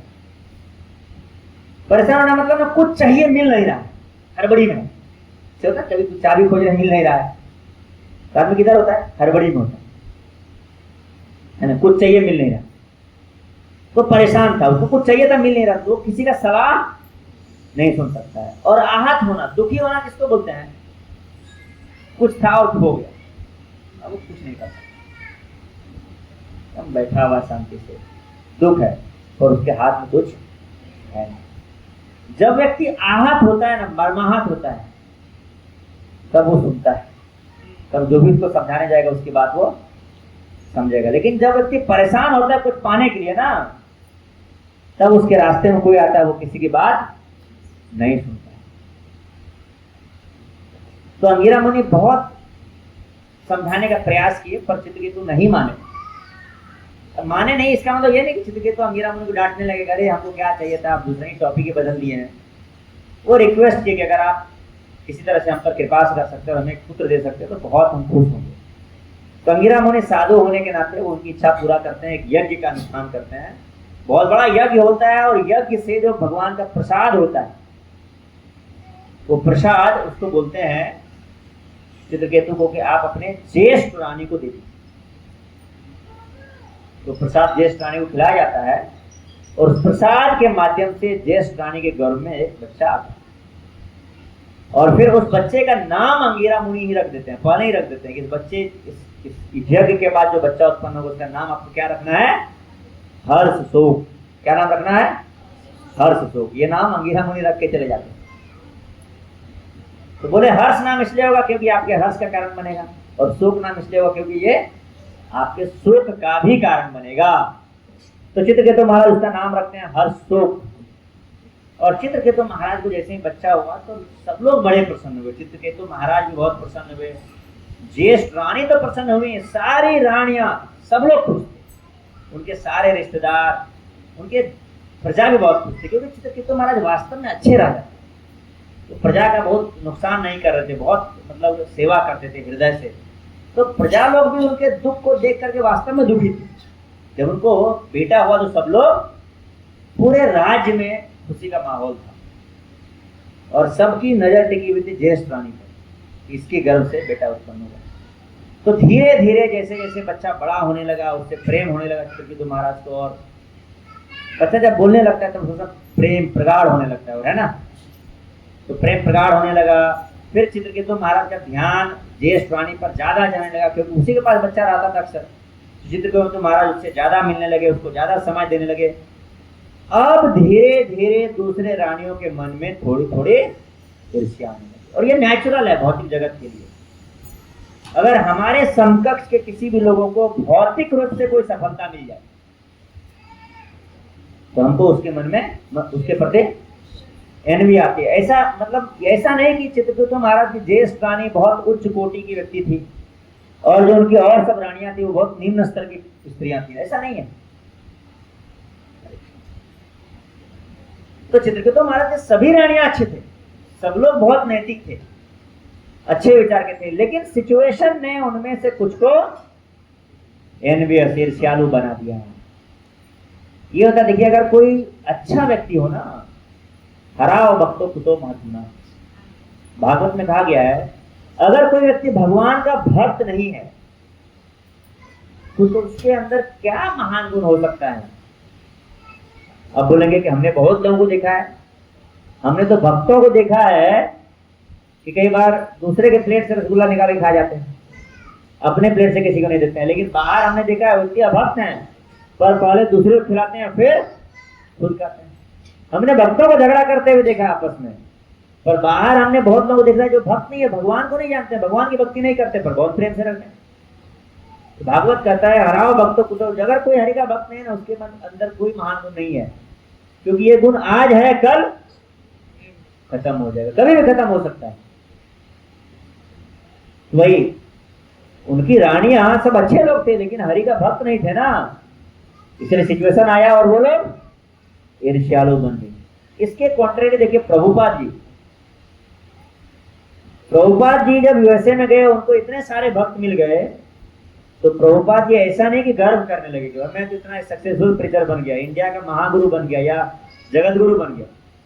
प्रभुपाद अपने सारे समकक्षी भक्तों को लेटर लिखते हैं कि आप सब लोग आइए इस्कॉन में और आप सब लोग मिल करके इस्कॉन चलाइए, मैं बैकग्राउंड में चला जाऊं। जो भगवान का भक्त है उसको कुछ हासिल हो जाए तब भी वो अपनी विनम्रता नहीं छोड़ता है, या जब कुछ नहीं मिले तब भी वो ईर्ष्या नहीं करता है। अगर हमारे अंदर हमें कुछ मिलता है और हमें गर्व आता है, मैं तो इतना बड़ा बन गया हूं, मैं 2 साल से ही भक्ति कर रहा हूं, पर देखो मैंने कितना चमत्कार कर दिया। वो 5 साल से कर रहा है, अभी तक 16 माला भी नहीं पहुंच पाया।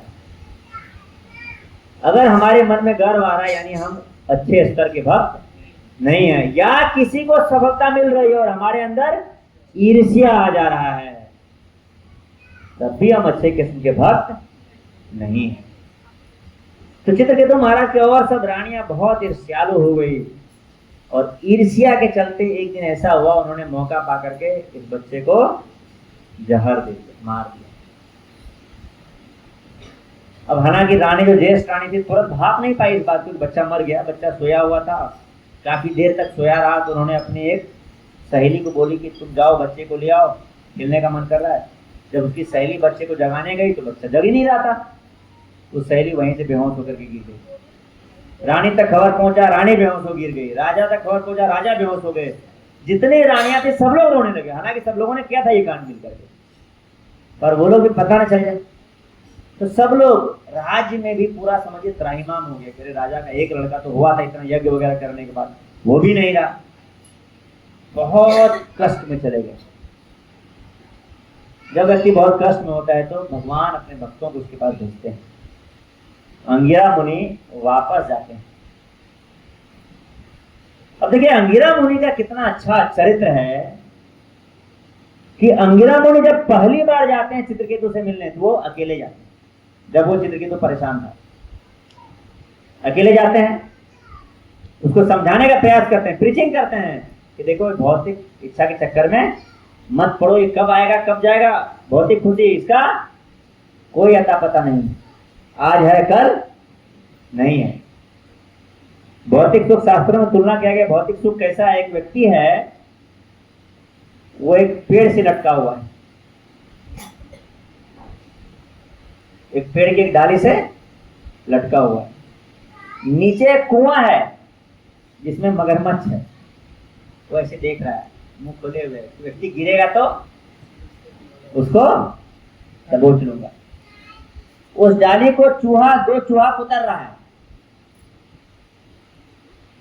और उस डाली पर मधुमक्खी का छत्ता था उस डाली के ऊपर, जो मधुमक्खियां आदमी को हमेशा काट रही है, पर वो जो मधुमक्खी का छत्ता है उससे थोड़ा थोड़ा शहद गिर रहा है ना, ये व्यक्ति ऐसे मुंह करके उस शहद को काट रहा है। शास्त्र में क्या गया, यही है भौतिक सुख। भौतिक सुख इतना ही है दुनिया। जो चूहा कुतर रहा होता है उस डाल को, उसको बोलते हैं, एक चूहा उसमें काला होता है, एक चूहा उसमें उजला होता है, वो रिप्रेजेंट करता है दिन और रात को। दिन और रात जैसे जैसे होता है, व्यक्ति किसके नजदीक जाएगा, मगरमच्छ के नजदीक जाएगा। मगरमच्छ रिप्रेजेंट करता है मृत्यु को। अभी उसको मृत्यु नहीं मिला, अभी तो डाली पकड़ा हुआ है ना, धीरे धीरे डाली कटेगा, वो मगरमच्छ तक पहुंचेगा, लेकिन जब तक मगरमच्छ तक नहीं पहुंचा है तब तक क्या हो रहा है, मधुमक्खी उसको काट रहा है। ये मधुमक्खी कहा जाता है भौतिक जगत में जो क्लेश है, आदि भौतिक क्लेश, आदि दैविक क्लेश और आध्यात्मिक। इतना दुख है, कष्ट है, लेकिन उसमें थोड़ा थोड़ा सहज मिल रहा है, उसी मजे में आदमी। तो ये है भौतिक सुख, आज रहेगा और कल हम सबसे छीन जाए, लेकिन फिर भी हम भौतिक सुख की इच्छा करते हैं। तो अंगिरा मुनि को लगभग ये बात पता था कि अभी ये व्यक्ति भौतिक सुख प्राप्त करना चाहता है, परेशान है, कुछ पाना चाहता है। अभी इसको प्रीचिंग करेंगे तो इसको पूरा समझ में नहीं आएगा, भक्त नहीं बनेगा। अभी मेरा जाना नहीं जाना, जैसे आपको लग रहा है किसी को प्रसाद दो वो भक्त नहीं बनेगा, तो आपको क्या लगेगा, प्रसाद खिलाना बेकार हो गया। पर ऐसा नहीं सोचना चाहिए। अंगिरा मुनि जाते हैं, उसको भौतिक इच्छा को पूरा कर देते हैं।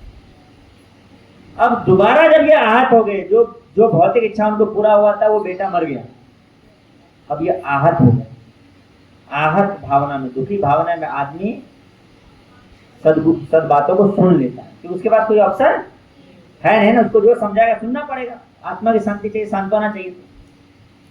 तो अब अंगिरा मुनि जो भी बोलेंगे अब वो सुनेगा, और इस बार वो भक्त बनने वाला है।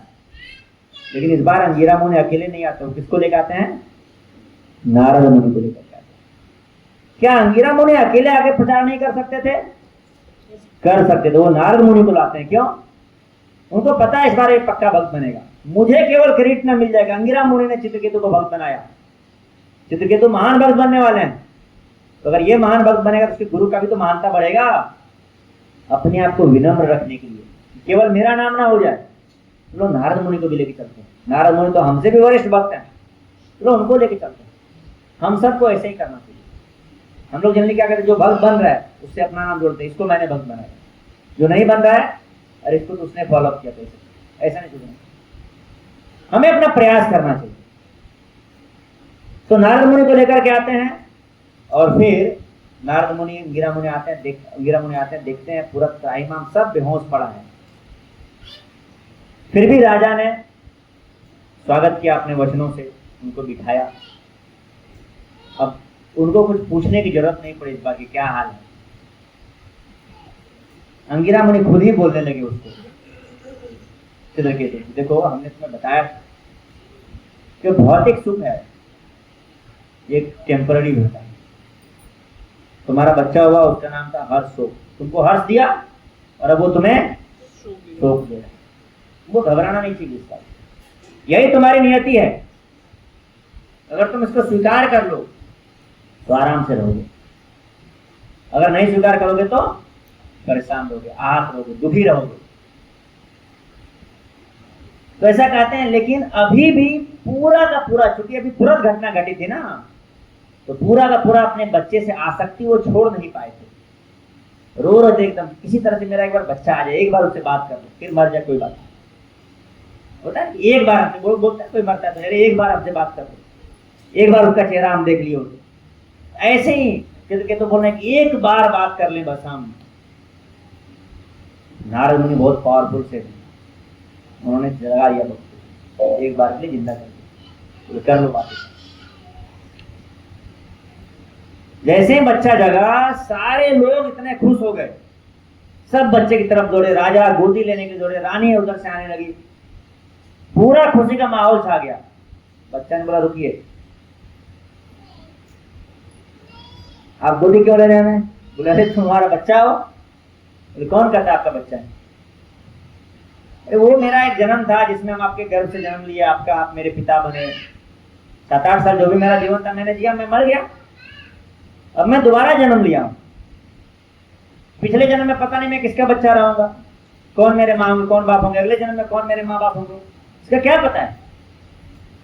अनंत काल से मैं इस भौतिक जगत में भटक रहा हूं, मेरे अनंत माताएं अनंत पिताएं हुए होंगे, तो इसमें आपका माता पिता बनना कितना पोर्शन है मेरे जीवन का, कितना पोर्शन भाग है, कितना समय आपके लिए आप बने हैं, क्षण भर के लिए बने हैं। पिछले जन्म में हम जानवर रहे होंगे, उसके पिछले क्या रहे होंगे, उधर भी मेरा एक माता पिता होगा। ये सब रिश्ता टेम्पररी है। जब उसका अपना बेटा बोला ना, तब एकदम इसके हृदय में जाके वो बात है। तब बेटा बोलता है कि शरीर टेम्पररी है, ये शरीर जो आप देख रहे हैं आपका बेटा, ये शरीर मैं हूं नहीं, मैं वास्तव में आत्मा हूं। आत्मा कभी नहीं मरता, आत्मा हमेशा न छिन्नते न क्लेदयन्त्यापो न शोषति मारुतम् वासां से जीर्णानि यथा विहाय नवानि गृह्णाति नरो प्राणी तथा शरीरानि विहाय जीर्णानि अन्यानि संव्याति नवानि देहि। जैसे हम कपड़ा बदलते हैं, कपड़ा बदलते हैं ना, एक कपड़ा पुराना हो जाता है तो दूसरा कपड़ा बदल लेते हैं। कपड़ा हमारे शरीर को ढकने के लिए बनाया गया। जैसे हम कपड़ा बदलते हैं, जब कपड़ा पुराना हो जाता है, वैसे आत्मा के लिए शरीर कपड़ा के समान है। आत्मा को ढकने के लिए शरीर बनाया गया है। और ये जब शरीर पुराना हो जाता है, इनवैलिड हो जाता है, शरीर का वैलिडिटी खत्म हो जाता है, तब आत्मा ये शरीर बदल करके दूसरे शरीर में प्रवेश कर जाता है। यही है पुनर्जन्म। जातस्य ही ध्रुव मृत्यु ध्रुवम जन्म मृतस्य च। जिस चीज का जन्म हुआ है उसकी मृत्यु निश्चित है। तो मां के गर्भ से आत्मा का जन्म होता है या शरीर का जन्म होता है? शरीर का जन्म होता है। आत्मा तो पहले भी था ना, मां के गर्भ में प्रवेश करने से पहले भी वो आत्मा कहीं ना कहीं आत्मा रहा होगा, भटकता आत्मा है कि नहीं? वो कहीं ना कहीं भौतिक जगत में भटक रहा होगा। तो मां के गर्भ से आत्मा का नहीं, किसका जन्म होता है? शरीर का। जातस्य ही ध्रुव मृत्यु, जिस चीज का जन्म हुआ है उस चीज की मृत्यु तय है। क्योंकि मां के गर्भ से शरीर का जन्म होता है, इसलिए शरीर का मृत्यु भी तय है। पर मां के गर्भ से आत्मा का जन्म नहीं होता, इसीलिए आत्मा की मृत्यु भी नहीं होती है। बोला आत्मा कहां मरता है? मैं तो आत्मा हूं, ये शरीर तुमको कुछ दिन के लिए दिया गया है। और आप बोल रहे हो आप हमारे पापा, कैसे मैं स्वीकार कर लूं? आप बोल रहे हो आप हमारी मां, मैं कैसे स्वीकार कर लूं? अब सोचिए किसी का अपना बच्चा ऐसा स्थिति आ जाएगी, मर गया पहले, किसी ने उसको जिंदा कर दिया। सोचिए जब तक वो शुरुआत से जिंदा रहा होगा तब भी उतनी खुशी नहीं हुई होगी, जब मरने के बाद जिंदा हुआ होगा तब जितनी खुशी हुई होगी। और उसका खुद का बच्चा कह रहा है कि आपका, मैं आपका बच्चा हूं, क्या की क्या गारंटी? मतलब आजकल भी लोग ऐसा बच्चा बोलते हैं। और चित्रकेतु महाराज का बच्चा और आजकल कोई बच्चा बोलेगा आप हमारे पिता हैं, क्या गारंटी इसकी? तो इस दोनों में अंतर है ना। तो ये बात चित्रकेतु महाराज को दिल पर जाकर चित्रकेतु महाराज एकदम समझ गए, उनका हृदय परिवर्तन हो गया, भक्त बन गए।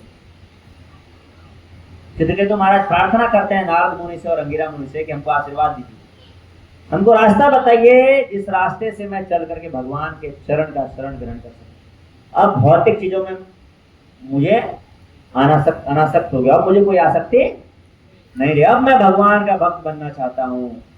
तो देखिए जीवन में अगर हमारे कोई तकलीफ आता है वो हमें भगवान की तरफ मोड़ने के लिए आता है।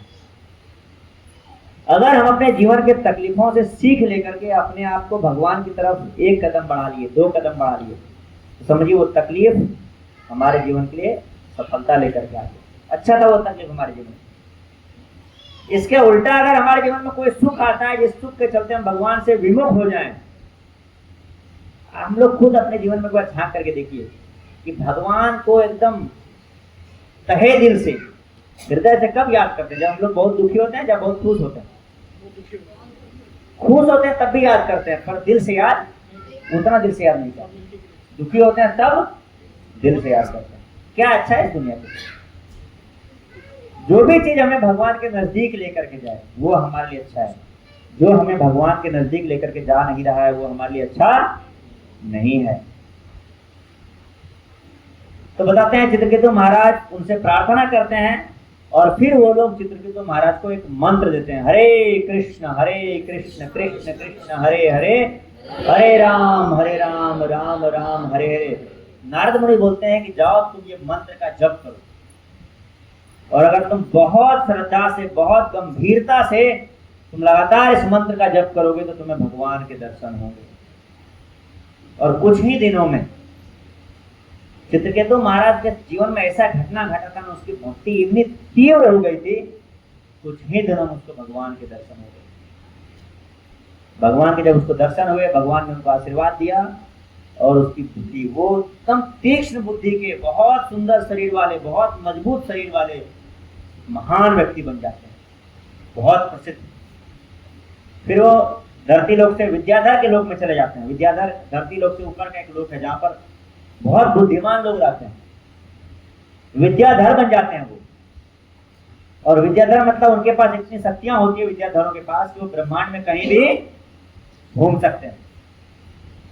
तो विद्याधरों के भी राजा बन गए और वो ब्रह्मांड में ऐसे ही इधर उधर घूमते रहते थे, लोगों को भगवान के बारे में बताते थे, लोगों से उनका हाल चाल पूछते थे, लोगों से उनका दुख पूछते थे, उनकी मदद करते थे, ऐसे घूमते रहते थे। इतने महान भक्त बन गए वो चित्रकेतु महाराज।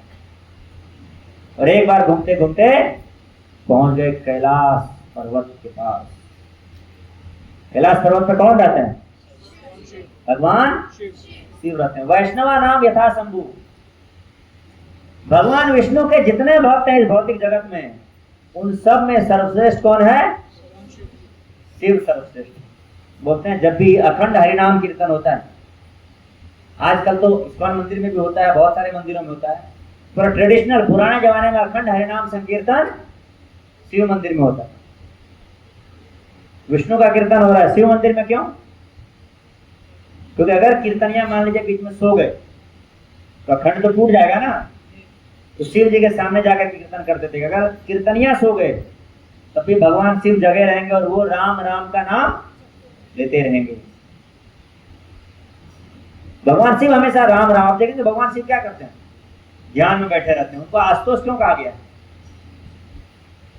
क्योंकि कोई जब उनकी तपस्या करता है तो उनका ध्यान भंग होता है और वो उसको पसंद नहीं करते हैं। कोई हमको मेडिटेशन तोड़ दिया, मैं चैंटिंग कर रहा था, हम लोग चैंटिंग भी करते रहते तो फोन देखते रहते किसका कॉल आ जाए, उनको गुस्सा आ जाता है किसका कॉल आ गया बीच में। उनका ध्यान भंग होता है, इसलिए वो क्या सोचते हैं कि जो भी तपस्या कर रहा है जल्दी उसको आशीर्वाद देकर के वापस आ जाओ, फिर ध्यान में लग जाओ। इसीलिए उनको आशुतोष बोलते हैं, तुरंत खुश हो जाते हैं। गंगा तरंग रमणीय जटा कलापम गौरी निरंतर विभूषित वाम भागम नारायण प्रिय मनंग मदापहारम वाराणसी पुरपते भज विश्वनाथम। बोलते नारायण प्रिय, जो भगवान नारायण के सबसे प्रिय है।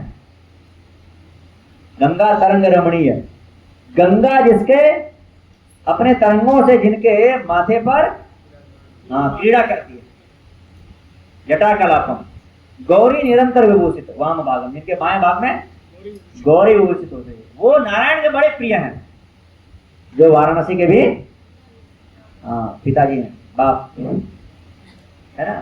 तो ऐसे भगवान शिव कैलाश पर्वत पर बैठे हुए थे और वो प्रवचन कर रहे थे बहुत लोगों को। उस प्रवचन में महान महान ऋषि मुनि आए हुए थे। उनमें से कई ऋषि मुनि होंगे जो चित्रकेतु से भी महान होंगे, शिव जी से मानने होंगे। वो तो वैष्णव नाम यथा संभव है ना, वो सबसे महान है। पर बहुत महान महान ऋषि आए हुए थे और हजारों की संख्या में लोग बैठे हुए थे और शिव जी क्या कर रहे थे? प्रवचन कर रहे थे। और शिव जी के गोद में बैठी हुई थी पार्वती। और ये दृश्य देख करके चित्रकेतु महाराज, जैसा भागवत में कहा गया है कि चित्रकेतु महाराज बाह्य रूप से, जो भागवत के श्लोक हैं उसमें कहा गया है कि बाह्य रूप से वो डिस्टर्ब हो गए और वो शिव को क्रिटिसाइज कर दी, शिव का आलोचना कर दी। हमारे आचार्य प्रभुपाद जी बताते हैं कि आंतरिक रूप से वो वास्तव में आलोचना नहीं कर रहे थे, वो शिव जी से मजाक कर रहे थे। जैसे आप किसी दोस्त के पास जाते हैं और उसको बोलते हैं, ऐसा कुछ बोलते हैं मजाक में। चित्रकेतु महाराज बोलते हैं कि देखो वैष्णव नाम यथा संभव, सबसे बड़े वैष्णव शिव हैं। उनके कथा में कितने बड़े बड़े लोग बैठे हुए हैं, कितने ऋषि मुनि बैठे हुए हैं, सब सन्यासी लोग उसके कथा में बैठे हुए हैं। उनके शिरोमणि है भगवान शिव। और भगवान शिव को देखो अपनी गोद में पत्नी को लेकर के बैठे। अगर गोद में पत्नी को लेकर बैठना है, गृहस्थ बैठ सकते हैं, गृहस्थ धर्म में अलाउड है, सन्यासी के लिए अलाउड नहीं। गृहस्थ धर्म में ये अलाउड है, लेकिन ये घर में बैठ सकते हैं। कथा में क्या ऐसा बैठना चाहिए? चित्रकेतु महाराज बोलते हैं बड़ा आश्चर्य का बात है। हमारे आचार्य बताते हैं कि चित्रकेतु महाराज का आश्चर्य इस बात को लेकर के था कि सोचो ये कितना महान भक्त है कि पत्नी गोद में बैठी हुई है, फिर भी ये भगवान का स्मरण कर पा रहा, भगवान की कथा कर पा रहा है। अब दुर्गा देवी बोलते हैं माया देवी को। माया देवी मतलब इस दुनिया में हम लोग बोलते हैं ना, माया में फंस गए। किसी सुंदर स्त्री का चेहरा देख करके फंस गया, या किसी सुंदर पुरुष का चेहरा देकर कोई स्त्री फंस गई। ये जो माया है इस दुनिया का, ये माया दुर्गा देवी का एक अंश मात्र है। दुर्गा देवी के एक अंश मात्र से हम लोग इतना प्रभावित हो जाते हैं, हमारा ध्यान भंग हो जाता है। विश्वामित्र मुनि कितने बड़े मुनि थे, वो मेनका से प्रभावित हो गए। वो मेनका दुर्गा देवी का एक अंश मात्र थी। और यहां स्वयं दुर्गा देवी, स्वयं उमा शिव जी के गोद में बैठी हुई है और शिव जी बिल्कुल भी उससे प्रभावित नहीं है। शिव जी कथा कर रहे हैं, प्रवचन कर रहे हैं। ये आश्चर्य था।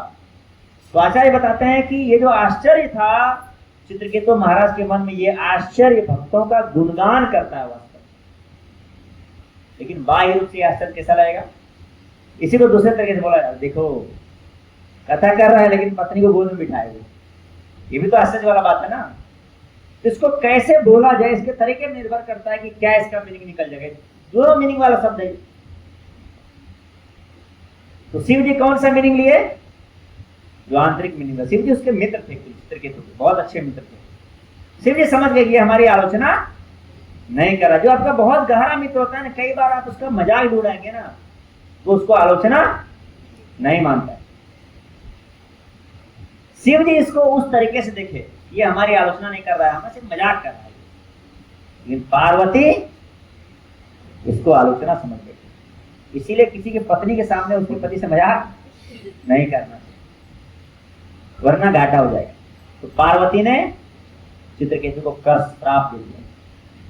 पार्वती ने बोला कि देखो तुम विद्याधर हो, तुम इतने बुद्धिमान हो, विद्याधर नहीं विद्याधरों के राजा हो, तुम्हारे पास इतनी शक्तियां हैं कि तुम ब्रह्मांड के कोने कोने में विचरण कर सकते हो। तुम महान महान ऋषि मुनि से मिलते हो, कैलाश पर्वत आ सकते हो, नारद मुनि से मिलते हो, अंगिरा मुनि से मिलते हो, वो तुम्हारे गुरु हैं।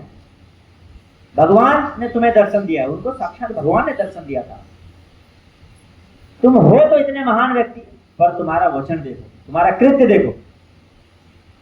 शिव जैसे बड़े भक्त के चरित्र के ऊपर तुम हंस रहे हो, उनका मजाक उड़ा रहे हो।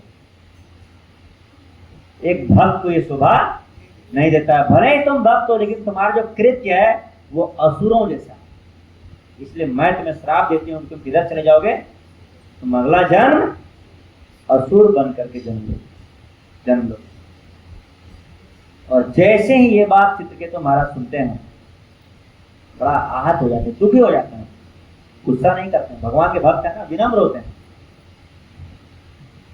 चित्रकेतु महाराज, सुखदेव गोस्वामी बताते हैं, चित्रकेतु महाराज के पास इतनी ताकत थी, वो चाहते तो उस श्राप से अपने आप को मुक्त कर सकते थे। जैसे परीक्षित महाराज को श्राप दिया था किसने? श्रृंगी ने, कि 7 दिन के अंदर तुम मर जाओगे, तक्षक तुम्हें काट लेगा। परीक्षित महाराज के पास भी ताकत था कि वो चाहते तो श्राप से खुद को मुक्त कर सकते थे। पर भक्त का यही खासियत होता है, भक्त भगवान से प्रार्थना नहीं करता है कि मेरे जीवन में कष्ट हटा दो।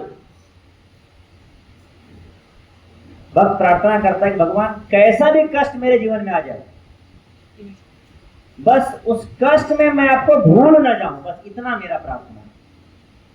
कुंती महारानी तो इससे ऊपर जाकर के बोलते हैं, विपदा संधु तत्स्वत,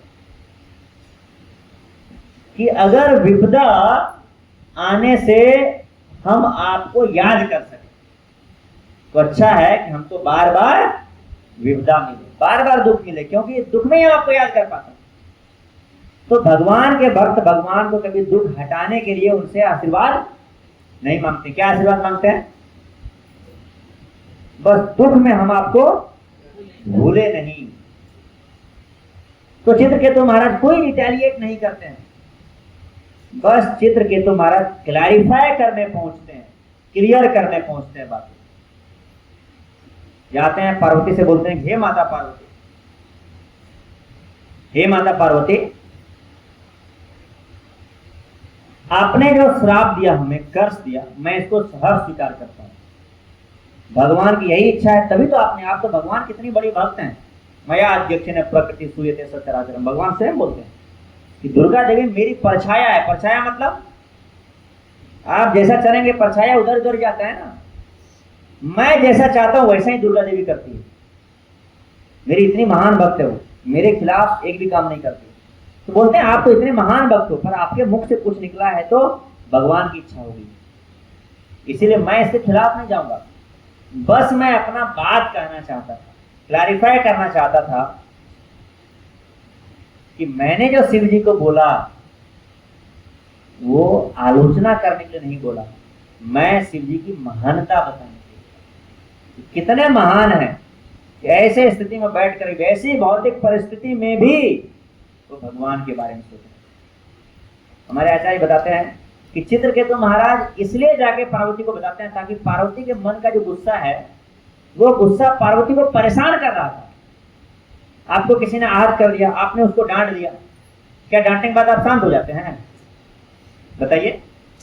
तब भी गुस्सा हमारे अंदर रहता है बना हुआ। तो पार्वती बहुत दुखी थी, बहुत परेशान थी। वो बोलते हैं पार्वती का परेशानी कम हो जाए।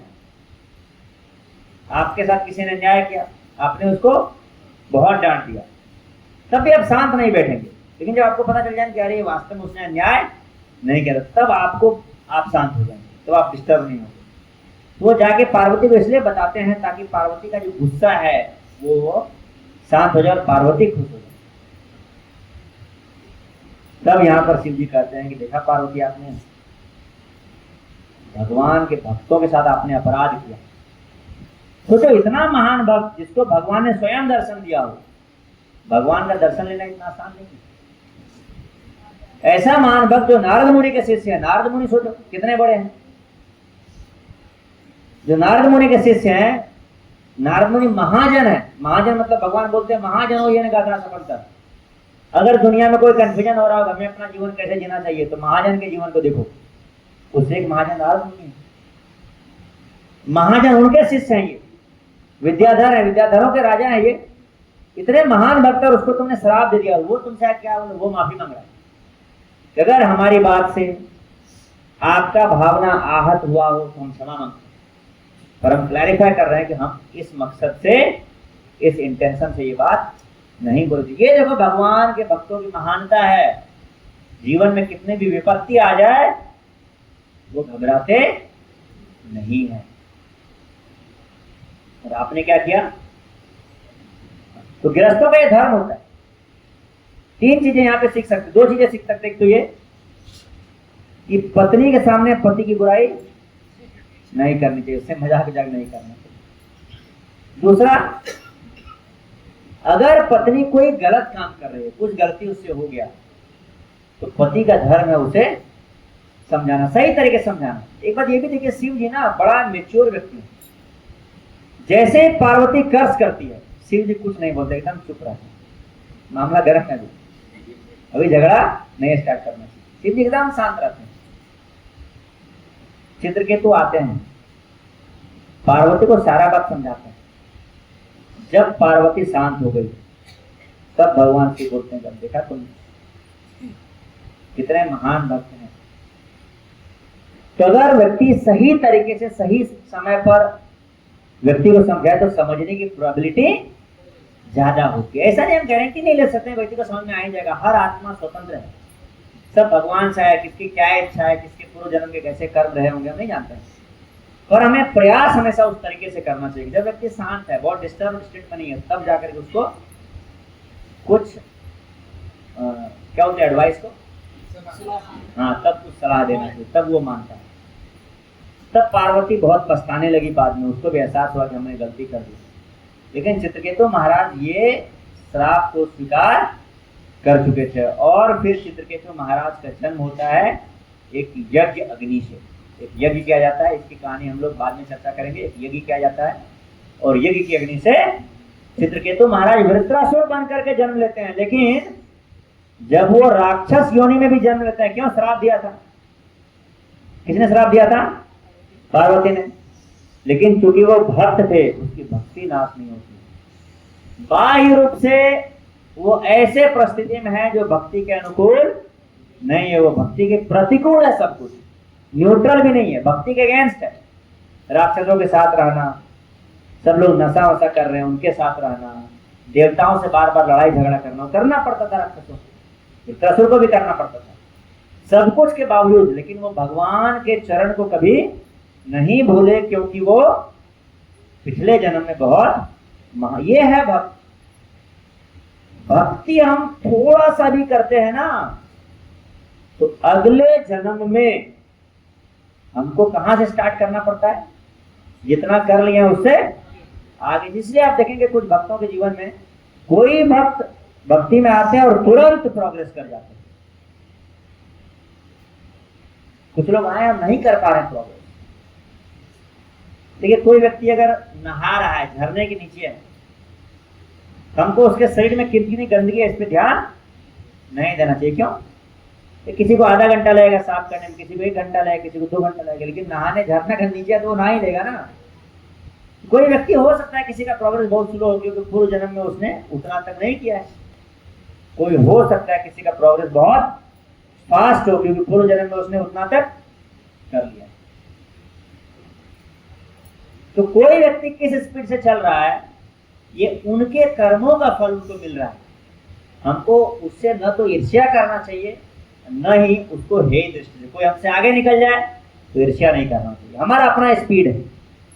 कोई हमसे पीछे रह जाए उसका उपहास नहीं करना चाहिए। इस शरीर में भी देखेंगे, हालांकि हमको चर्चा ये भी करना था कि वैज्ञानिक दृष्टिकोण से कैसे हम लोग मान सकते हैं कि जो पुनर्जन्म की कथा भागवत में बताई गई है कथा सही है या गलत है।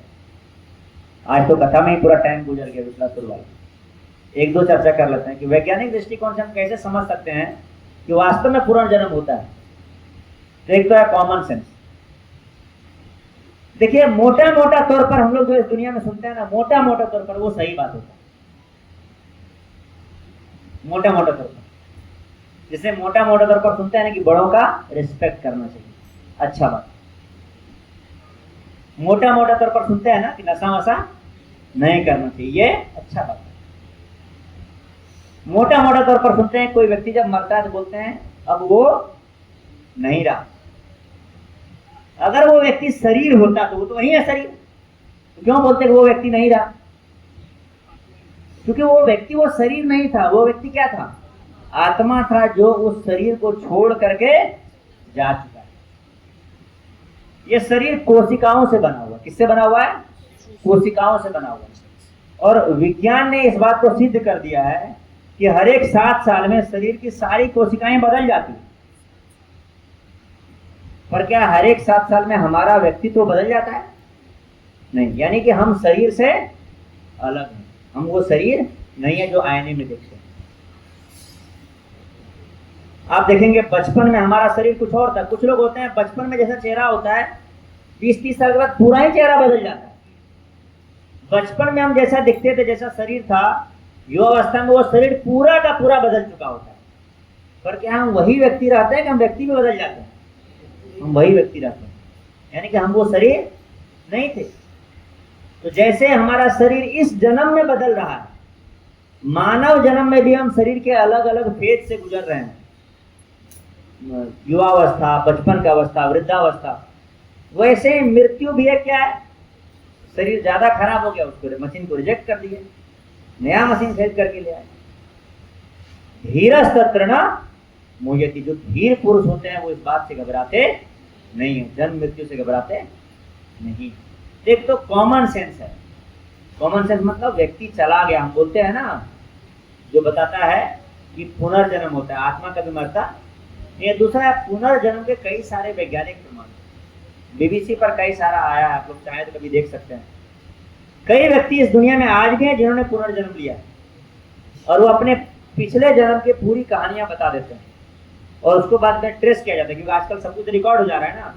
जैसे किसी व्यक्ति ने बता दिया कि मेरा जन्म कर्नाटक के इस गांव में। अब 5 साल का एक बच्चा जो यूपी में पैदा हुआ, कभी यूपी से बाहर नहीं गया, लखनऊ से बाहर कभी नहीं गया, वो अगर बताता है कर्नाटक के एक गांव में इस मंदिर के पीछे एक घर हुआ करता था, वहां पर एक परिवार में 4 सदस्य थे, उसमें एक बच्चा पैदा हुआ था, मैं ही वो बच्चा था, 7 साल में उसकी मृत्यु हो गई थी, और वो कहानी कर्नाटक में जाके पता चलता है कि सही है, तो वो क्या पता चलेगा। ऐसे 1000 से ज्यादा किताबें छप चुकी है जिसमें पुनर्जन्म के सही सही उदाहरण प्रस्तुत किए गए, मतलब प्रमाण के साथ प्रस्तुत किए गए।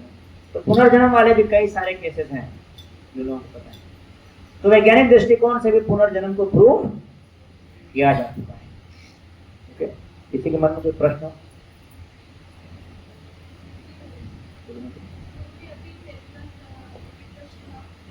थोड़ा जोर से बोलेंगे मत।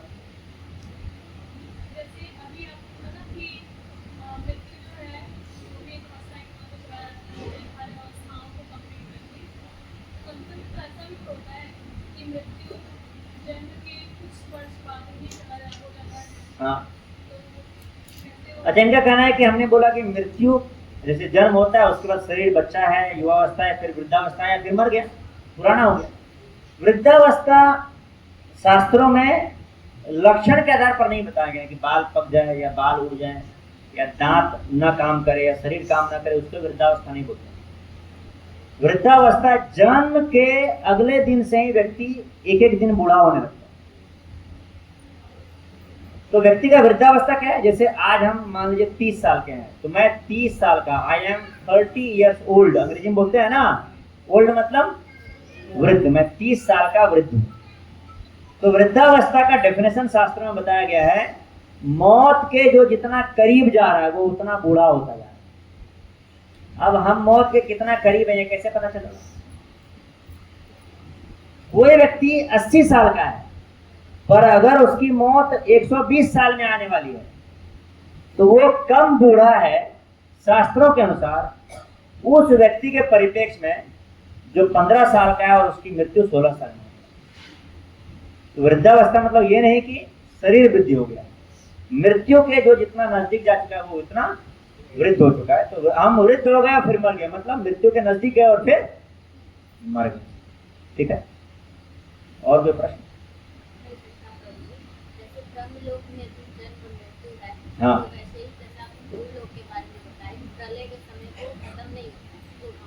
हाँ, माता जी ने प्रश्न पूछा कि हमने बोला था कि ध्रुव लोक प्रलय के समय खत्म नहीं होता है। प्रलय भी कई प्रकार के होते हैं। एक प्रलय होता है जिसमें धरती भी खत्म नहीं होती, धरती के नीचे के जितने ग्रह हैं वो खत्म हो जाते हैं। एक प्रलय होता है जिसमें धरती के नीचे के ग्रह और धरती तक खत्म हो जाता है। एक प्रलय होता है धरती से नीचे का ग्रह, धरती से ऊपर स्वर्ग लोक खत्म हो जाते हैं, ब्रह्मलोक बचा रहता है। एक प्रलय आता है ब्रह्मलोक खत्म हो जाते हैं, ध्रुव तारा केवल ध्रुव लोक बचा रहता है। और एक ऐसा प्रलय आता है जिसमें ध्रुव लोक भी खत्म हो जाता है। तो पूरा ब्रह्मांड कब खत्म होता है? भगवान विष्णु जब श्वास छोड़ते हैं तो पूरा ब्रह्मांड निकलता है, और जब वो श्वास अंदर लेते हैं तो पूरा ब्रह्मांड में सब खत्म हो जाता है, सब कुछ खत्म हो जाता है। ब्रह्मलोक, तपलोक, ध्रुवलोक सब खत्म, पूरा ब्रह्मांड शून्य हो जाता है। वो मेन प्रलय। उस टाइम में केवल विष्णु है और आध्यात्मिक जगत। भौतिक जगत का जगह है, स्पेस है, लेकिन इसमें ब्रह्मांड नहीं है, सब खाली शून्य पड़ा है।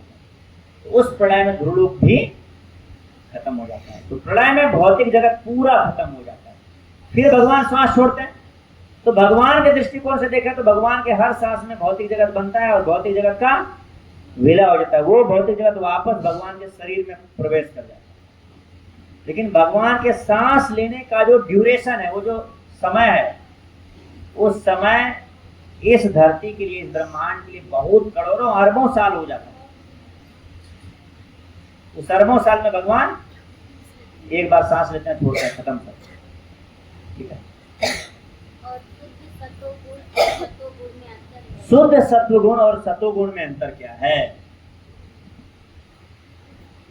आप इसको इस तरीके से समझ सकते हैं कि सतोगुण है बाह्य रूप से और शुद्ध सत्वगुण है आंतरिक रूप से। मतलब सत्वगुण मतलब अच्छे माहौल में रहना, भक्ति वाले माहौल में रहना, साफ सुथरा रहना, बढ़िया खाना खाना, बढ़िया विचार में रहना, आराम से बात करना, जो बात बोलना गाली गलौज ना हो, प्रिय वदंती, प्रिय बात बोलना, साफ कपड़ा पहनना, भगवान के मंदिर में जाना, घर को साफ सुथरा रखना, ये सब शुद्ध गुण मतलब शुद्ध सत्वगुण के लक्षण है। शुद्ध सत्वगुण मतलब ये सब तो कर ही रहा है व्यक्ति। अब देखिए, कोई व्यक्ति शुद्ध सत्व में हो सकता है, लेकिन फाइनली वो भगवान के नाम का स्मरण नहीं कर रहा है। वो साफ सुथरा है, मंदिर जा भी रहा है, पर उसका ध्यान लगा हुआ है अपने जॉब पर, उसका ध्यान लगा हुआ है भौतिक चीजों में। तो बाह्य रूप से सत्वगुण में कहा जाएगा, पर शुद्ध सत्वगुण में, शुद्ध सत्वगुण मतलब बाह्य रूप से तो है ही, साथ में आंतरिक रूप से भी वो पूरी तरह भगवान के प्रति अपने मन को समर्पित करते हैं। वो है शुद्ध सत्व गुण। ठीक है। हरे कृष्ण। श्रीमद् भागवतम की जय, श्रील प्रभुपाद की। तो इस स्कंध में जो भी हमसे त्रुटि हुआ होगा कथा करने में, हम सबको आग्रह करते हैं। हरे